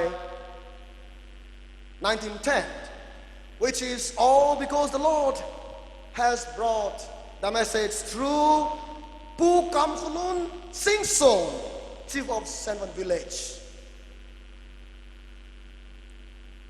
Tuzang Waichong was the first village in Manipur, north, where the first church was founded in 1914. And as a result, in 1914 again, there is going to be a centenary celebration which will be conducted by the Kuki Baptist Convention, which is counted from 1914 at Tuzang Waichong. So we are very privileged, fortunate to have centenary in different angles. Praise the Lord. Here we can well say that God has chosen and wanted to make the Thado people to be the head, not the tail, as Deuteronomy chapter 28 verse 13 clearly defines. The faithfulness of God and His abiding grace is still the same celebration.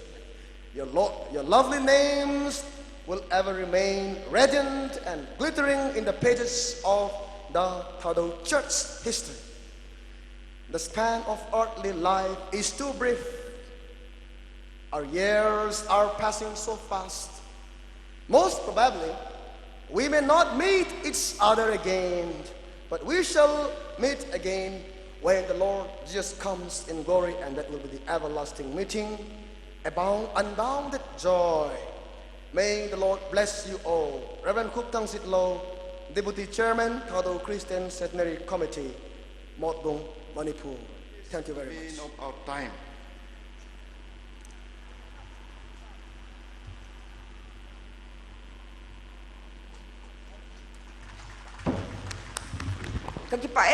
Thank you.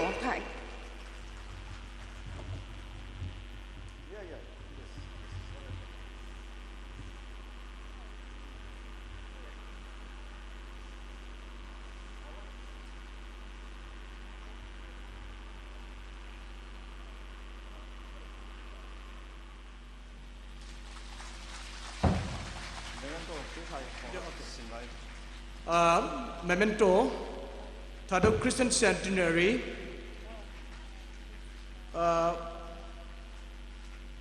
be it known that may God bless and keep you all to strive forward in your singing ministry.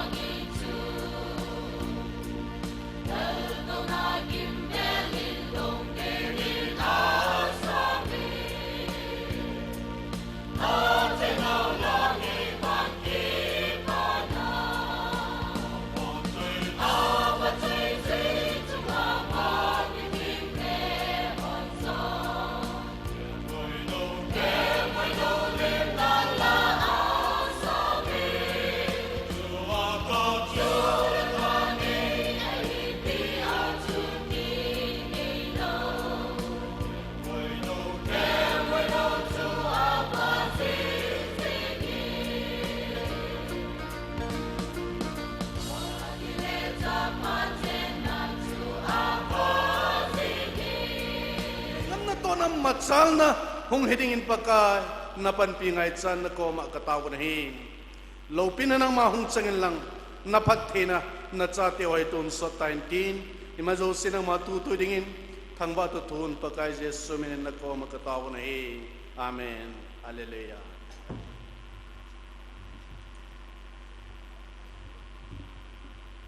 Success and completion of this 100 years of Tado Christianity. I also would like to express our appreciations to all the committee members and also those who has helped and contributed in various ways for this centenary. Our gratitude goes to Honorable MLA Sri Thang Min Len Kipgen, Sri, and I would also like to mention that the presence of the respected reverends who have come to all the way from UK and USA has made these celebrations more fulfilled with the sermons and by the presence. Hallelujah, hallelujah, hallelujah, hallelujah, hallelujah, hallelujah, hallelujah, hallelujah, hallelujah. Ibong model ay nagsepaoy. Hallelujah, hallelujah, hallelujah, hallelujah. Ibong model ay nagsepaoy. Hallelujah, hallelujah, hallelujah, hallelujah. Ibong model ay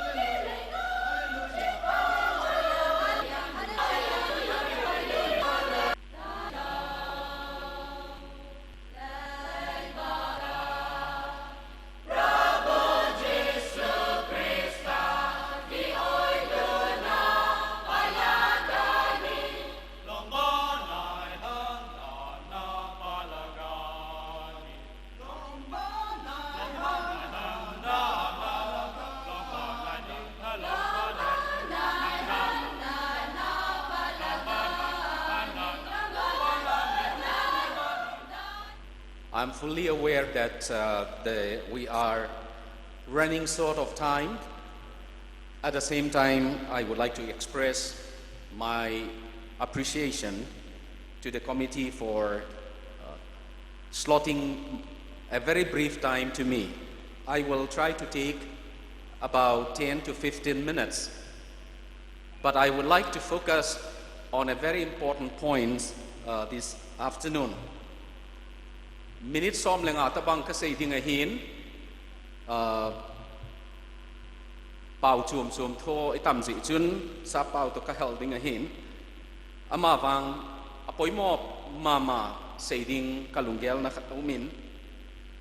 This morning we unveiled the stone, the centenary stone, and the stone will remain there.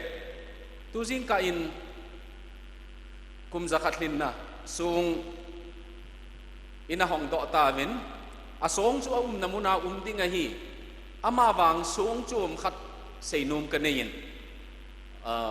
Peter talks about two types of stones, and in fact he clarified about Jesus Christ as a precious stone. Chapter 2 of 1 Peter and verse 7, this precious stone, for those of you who believe. Peterin sung mantam sung manluti. Peter thot khat na bung ni chang sagina sayin.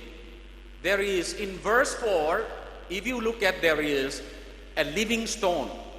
That L should be capital because that talks about Christ himself, fullness of God, and in 400 years. But Jesus Christ, the living stone, is the most precious stone. You and I need to look at very briefly that Doti Savior, my wife's Savior, would be my Savior. Her Lord would be my Lord. Though there was no emotional surge, but peace settled in my heart. Now I want to close with this statement. He said he doesn't need to go back to the beer company.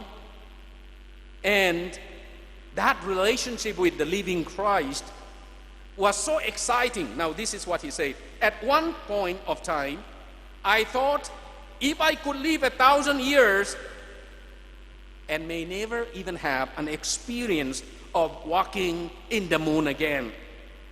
Today, I walk with Doti Duke, my wife, and Jesus Christ, and this walk is so exciting that the giants in the moon and are like the dust in my life. The giant in the moon are like the dust in my life.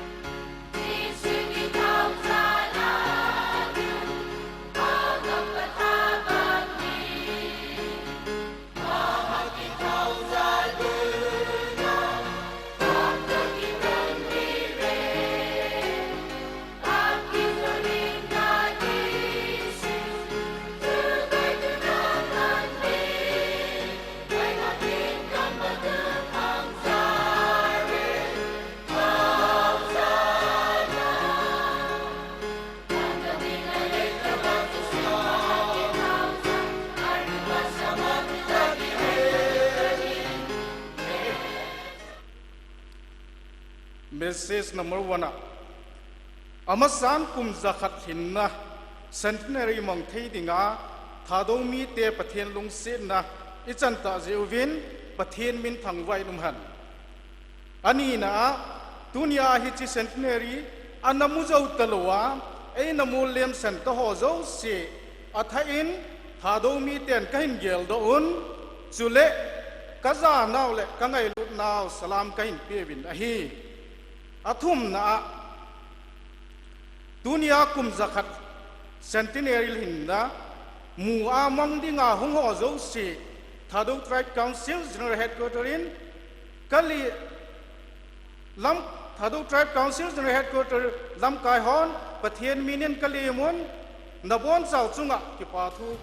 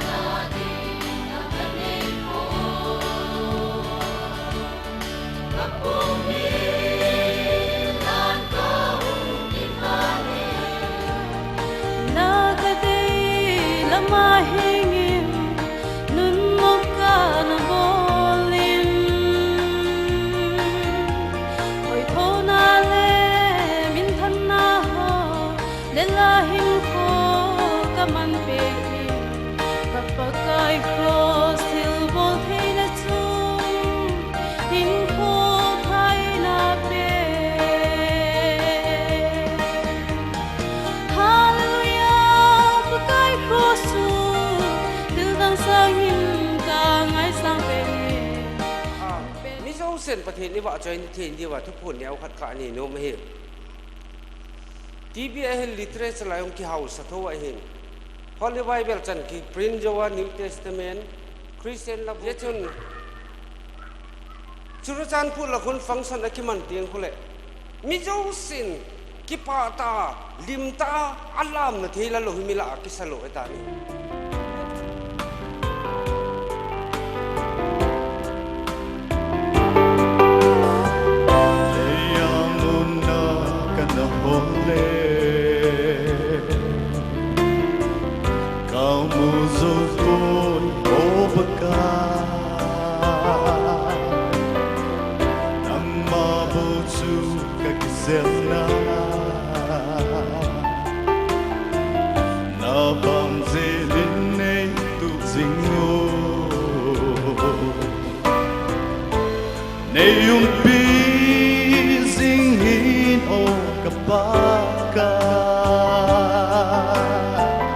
Di san bang lon khep na ho hi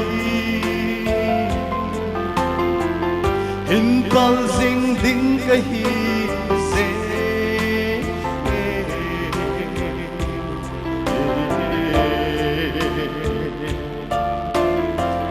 nei pi ding o ba ka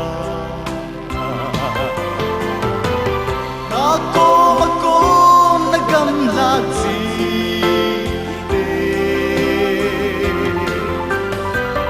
kata san nahi al hadai zi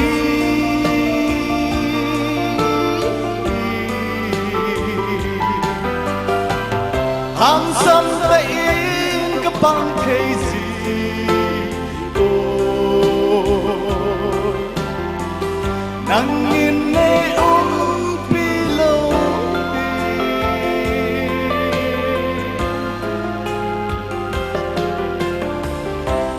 se kahi kahim zo ko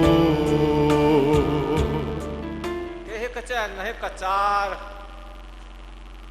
ku ngulhavin ku anasat namuna chu kana che na he ka kusung thu them khat ka ga so he phat kin oyong le lam kai nu le pa te ho hi nga phat kaman them lo ja so jong le nei na ngai them ding wa hi hai lol ko hi kum so ta ki pana ku mulhavin anasana ama ta wang boi na dang tam ta pi na nei yin sap ho to alipur ti dung ho da tor mun ho yong khona boi pi a NC Hill dunga mahanawa ta chon ko hin in ko te in sung mi ke ho hi iselai phai jol ka chara ko ina ko yo hi ahin amasa pe anin pauchung hausa in anakitungin anapun sujovin puhel ko kam anapokinin puhel ko kam jovin pudo ko thangin napokinin bise do ko thang chu kum sagi napo nongin alaise nin ko ke sane na dal hatawin chu bana chun sangkhat da ko som sagi le li chun keima I mahelo pen ta hi jong lem ka chunga hung ki ngam tan tu ni phathana keima pu na sunga nau mai beautiful garments put on thy beautiful garments O Jerusalem how beautiful upon the mountains how beautiful upon the mountains are the feet of him that bringeth tidings, good tidings of joy. How beautiful upon the mountains, how beautiful upon the mountains are the feet of him that bringeth tidings, good tidings of joy. Break forth into joy, break forth into joy, break forth, break forth, break forth. That was Manipur Theological College students. At this time, we have exhortation speech from Reverend Jack Patnaik, former Vice President Baptist for Alliance. It gives me real joy this morning to be with you.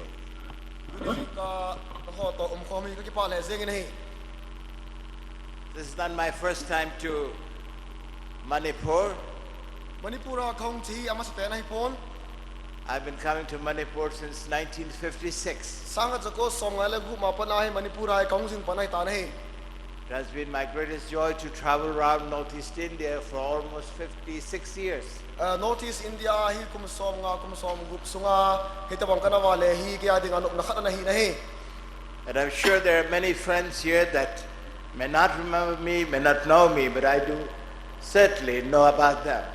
Hi silaya so pitam ta ho jong hin het loading hi kata sa ni nahi. I'm very happy this morning to see Dr. and Mrs. Downs. Tunisinka Dr. and Mrs. Downs kamu hi ke pale sengi nahi. I don't know how much you know about him. I'm sure you know a lot about him. But this much I do know for the last 35 years. đó ho ni chen gia ama ho hin het di ham ke pon ai wang ken wang kum som thulanga ati sa sungai kan het ai ta nei. He has been a great missionary and a great servant of God. I'm sorry. Great missionary and a great servant of God. Ama ni he pathen so teng la missionary na sa ta ai no na he. And you will be prosperous and you will be successful. Nang ma lord hin na na nei ding hi. Only be thou strong. Nang ma ta jing. Only to do that what God wants me to do. Pathenin boldinga na dei bo chu. Only put your trust in the living God. Pathen bo chu ta sanin. Believe in Him. Krista ta sanin. Trust in Him.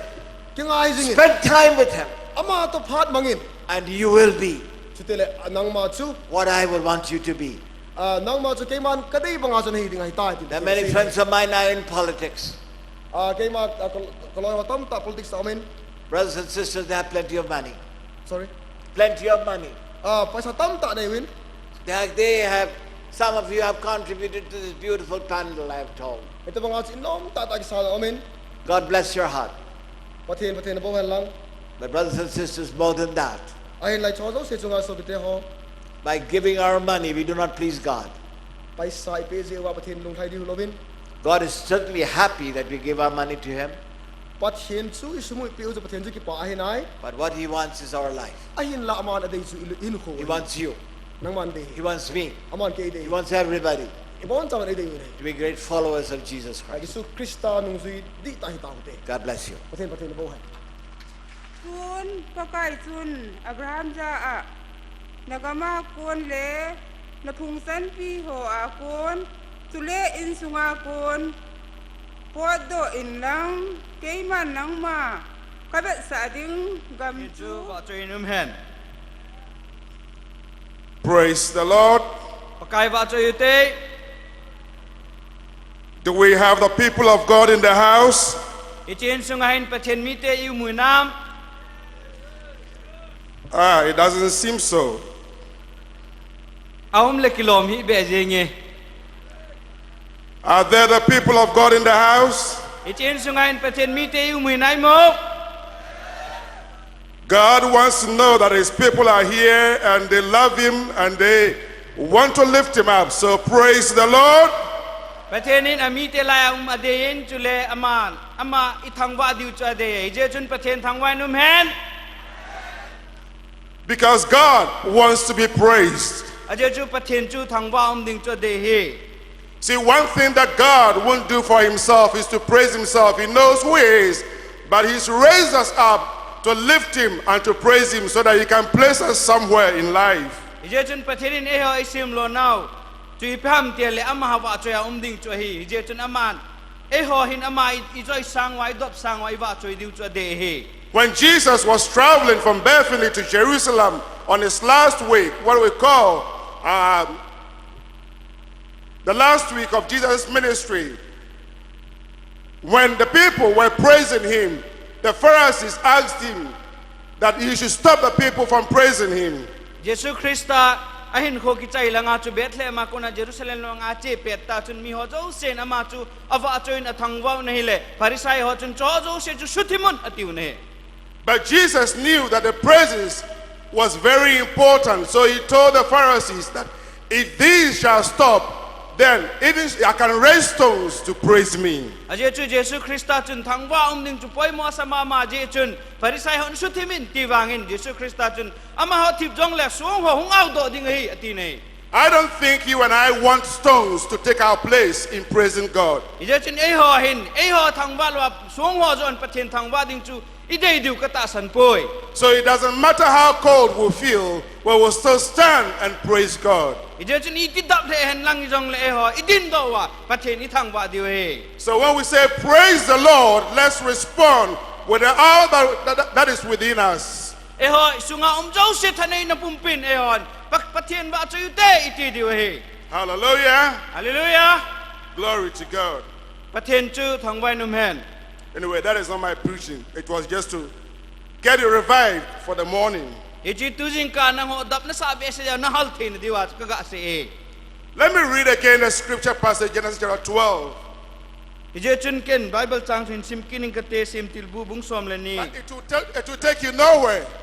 juti lawal Jesu Christa chun in khwam lo ale tilen ta chom kho minatin ai wangin chojo se chun tilen ta bol theina ka nei tin natin ain chojo se chun hoi ma chan pui do de lo ding hi. You can acquire in your own strength, but it will get to a point that it will be sorrow and difficulty and miserable for you.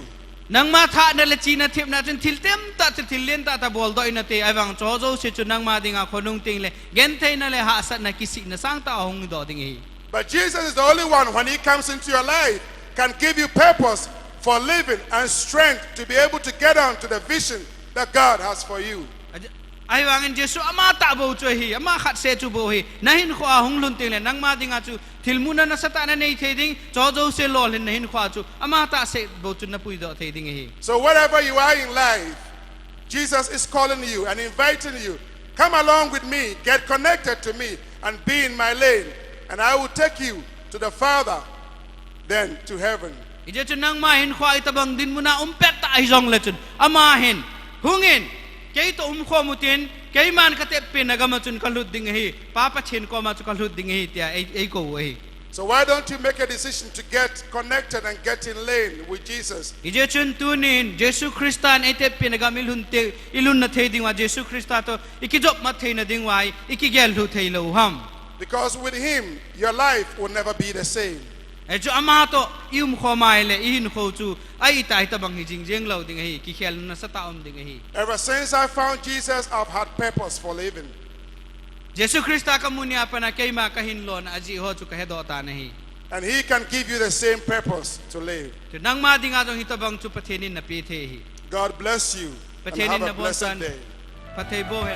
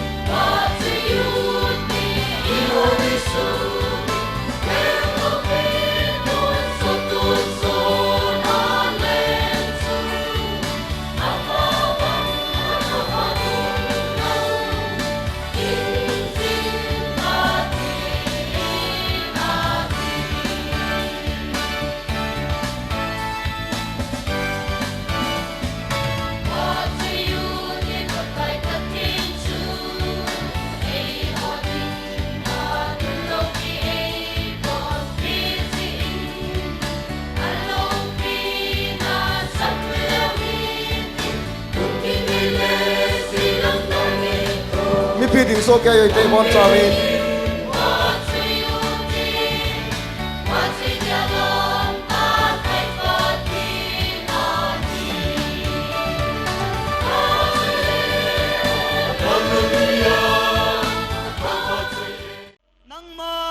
Kabol khau ka sei khau mal nei ngai damun na thu banga kabol khau ka sei do ho do si ka sa do ho do si tagau lama mar som na lo pi ta e chan di tin changa zu chon se thina kam lai ta wa athi san thing tang la do e hing pakai sumina ne nga ka hung taw hi amen.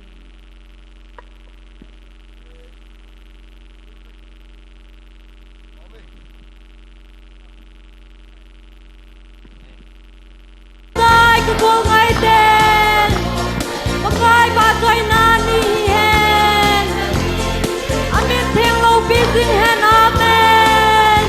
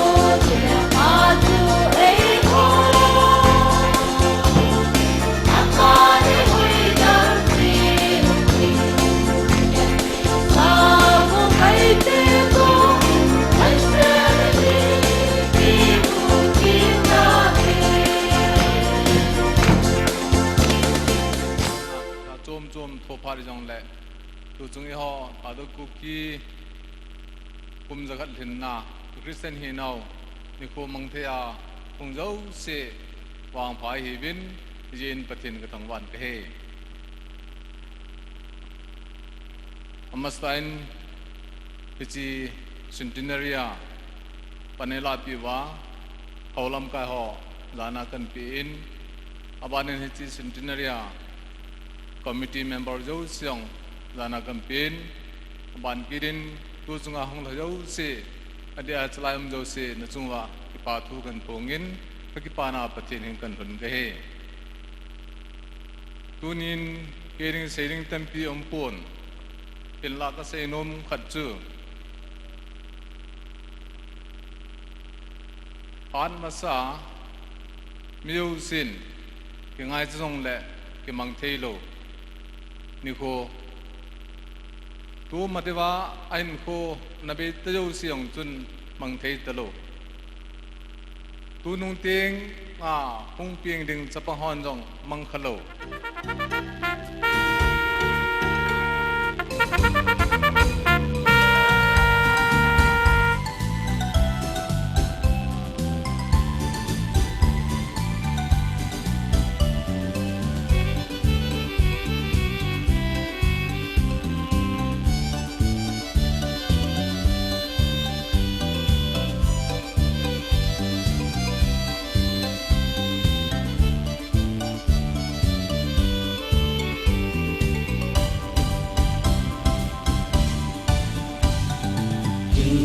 gam nong se gam len na gam le vi le pu chon da lin na la mui si lung na mil thei lo o zo gam le king hang gam go le pai te le na o king hang gam go le te ho vi le pu chon da lin na mu te si lung na mil thei lo o zo gam le king hang gam go le pai te le na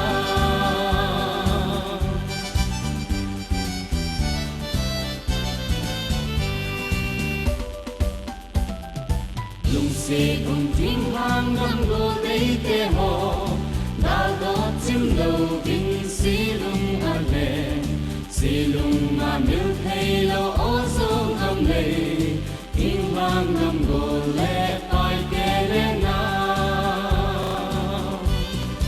o king hang gam go le te ho pi le pu chon da nin na mu te si lung na mil thei lo o zo gam le king hang gam go le pai te le na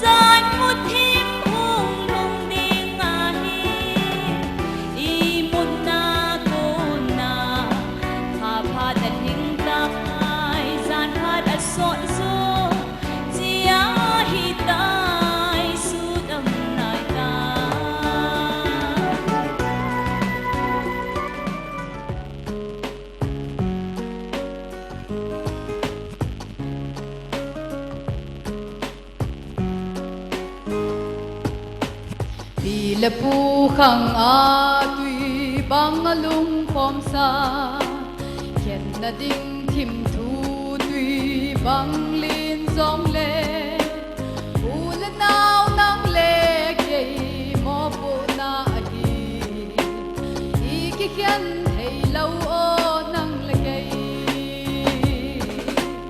lam lam lam dil dilin zai lan o yu de i gam sung angai lu na apun na di nu nu pa pa pi la pu ki ngai lu na lam lam lam dil dilin zai lan o yu de kam la nam khan tau na ding apoi mo pe iki pum khat na di va apoi mo pe i madang a hi po hi chungai lut na chung pathin a kun mi ngai lut na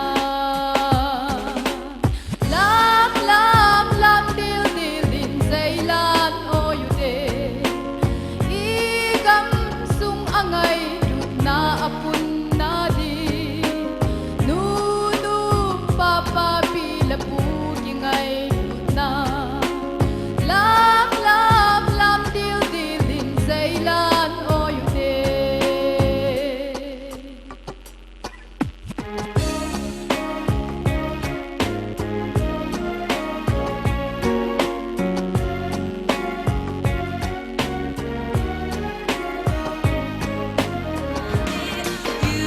Surround me always, everywhere I go. I see your face through the crowd. I hear your voice clear and loud. You are the light that I see. You have found me. I see your face through the crowd. I hear your voice clear and loud. You are the light that I see. Ipanatang kim solo, hindi hoto ka agiken, itagam ahi. Tingin tinatanahin, tinapulong talawin, ligaragam pinungsulin, pagkayakat sa'y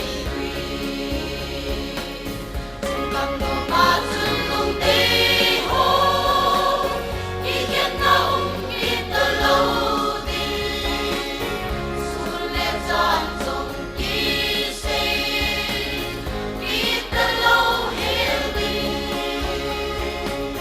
kinakim tusang kising, italawin sumuna, on kagangalengeng, ulitin nagam.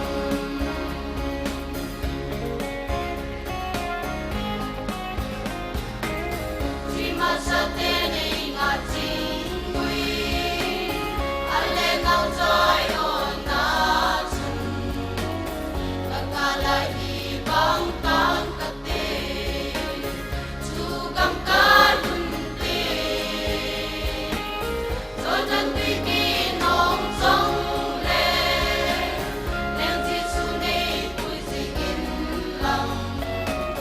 Si masa otot sumuna, imong putabinge, sunggang lumatsulong diho.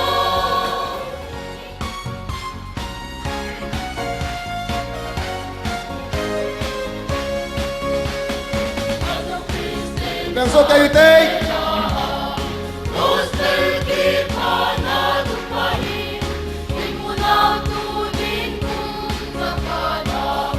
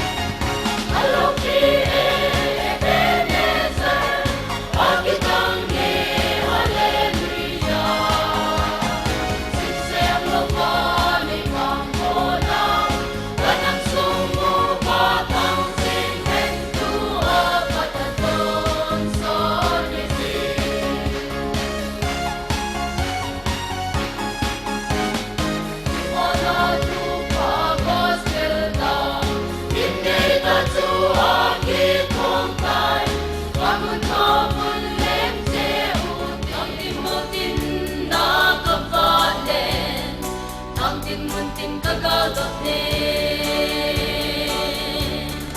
Ipan bagay na katongin Nasa pumin si Baikan mo Tumgin ngayle iyon ay sunin Watsoy na nakasasingin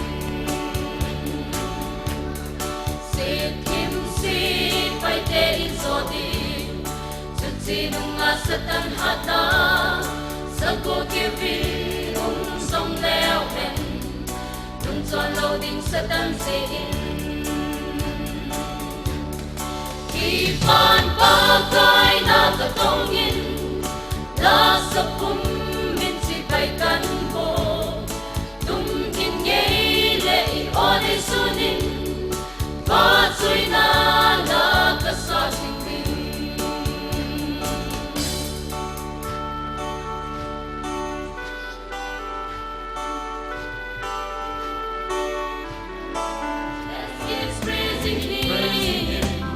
I have no other love except you.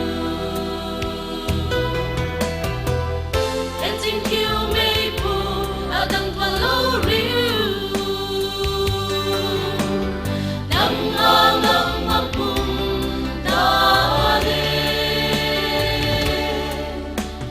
Kahit po nang dagagan, tuwiting ikaw away. Tingpugan di kabang tuwinang kama At tuang pantihay kay punang kang narape Aman tinaysan tuan bang ite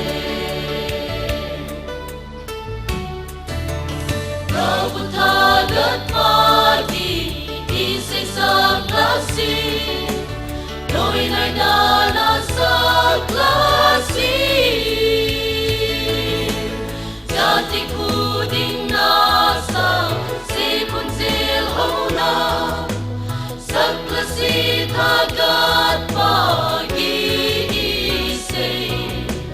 Sa kuding santraga No'y nana Prabhu butagat lasi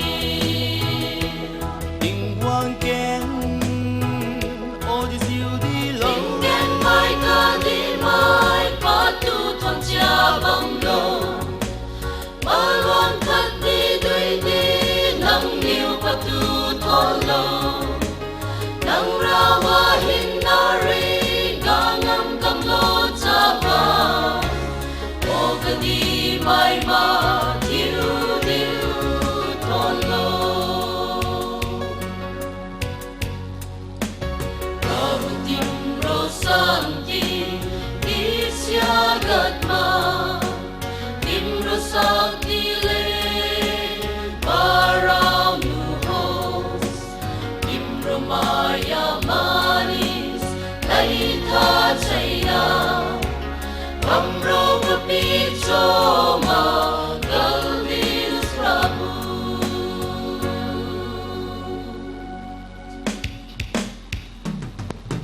Ingele onay sun Nin ba joy sun Ban ngày na in ba joy la sao ke Ba kai chu o ba joy chu Ki bang lo mai ngai lut na We are you Jin te u mai ha mai jin te Ban ngày lut nan ba joy la sao ke Ba kai ba joy chu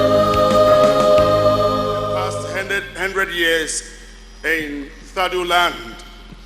His souvenir Kayman kahuna kachay hi kum zahat sunga pathianin pathe ebu now Mersina It's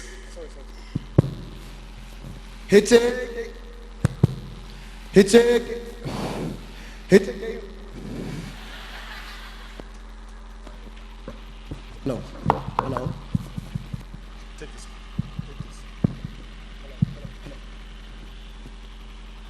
Hello. Hello. Testing. Hello. hi che ke man ka khut na ka choi souvenir hi kum zakhat sunga thado te pathienin eina pui hoi now mel chi na tuteng le ton sona umjing dinga. Anytime you take the souvenir, let it be a reminder of what God has done for us in Thaduland in the past 100 years. Chule hi souvenir hi nang man khut na na sima Nilapa! Nadam Kim Suwa Kevinam! Patyanin Patibun! Tuahi itasan kum zakat masanga pungul hau thom songin Christian te tasan keima tasan ia ana phuando tuni chan ge di sing tu centenary kum zakat ilin zo nunga phat tha kum tha generation tha khang tha ayong lu di ta seun kum zakat dang pakai nei pui na diwa hi che ta san phu de kin na hi inei diwa he chu zo tiang le centenary kum zakat ei puya pathian chu akita na le aphat na hi abang a hi jinge zan le tu ni le ton so da pakai chu abang hi jinge hi che je chun tu chung centenary adinga athupi pen te la khat chu centenary dang phata ai mu ki then diwa khang tha ten ei ho ki tem na zala Erected at Modbung during the centenary celebration, December 12 to 14, 2008, the greatest event of our time. May God bountifully bless and grant him wisdom and happy long life. May God bless him.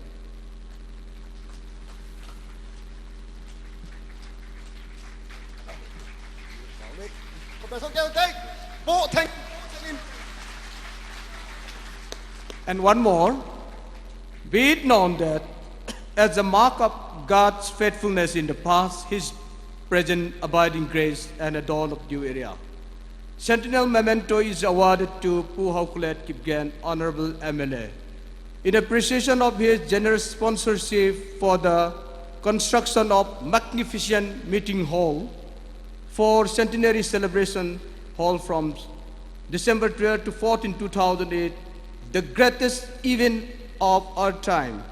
May God bountifully bless and grant him wisdom and happy long life. Thank you.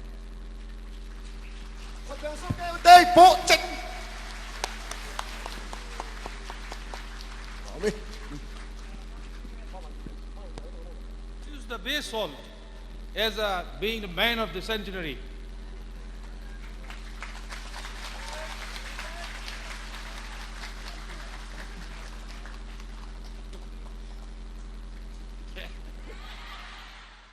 Nom cha hi ai le ke ho committee langa kon hin ke ho hin ha sam na le ka he kan ne yuin ti ai chun thiro yo se he a pha cha ki bol cha hi am lo je hin tu ni pha chan ge ya hin a pha hi chai ta wang win ka thil bol hi a program hi implement he ki chai the hi la yin ye hin mi ga gel dinga ya lung ta ta hala yo na gel mai thei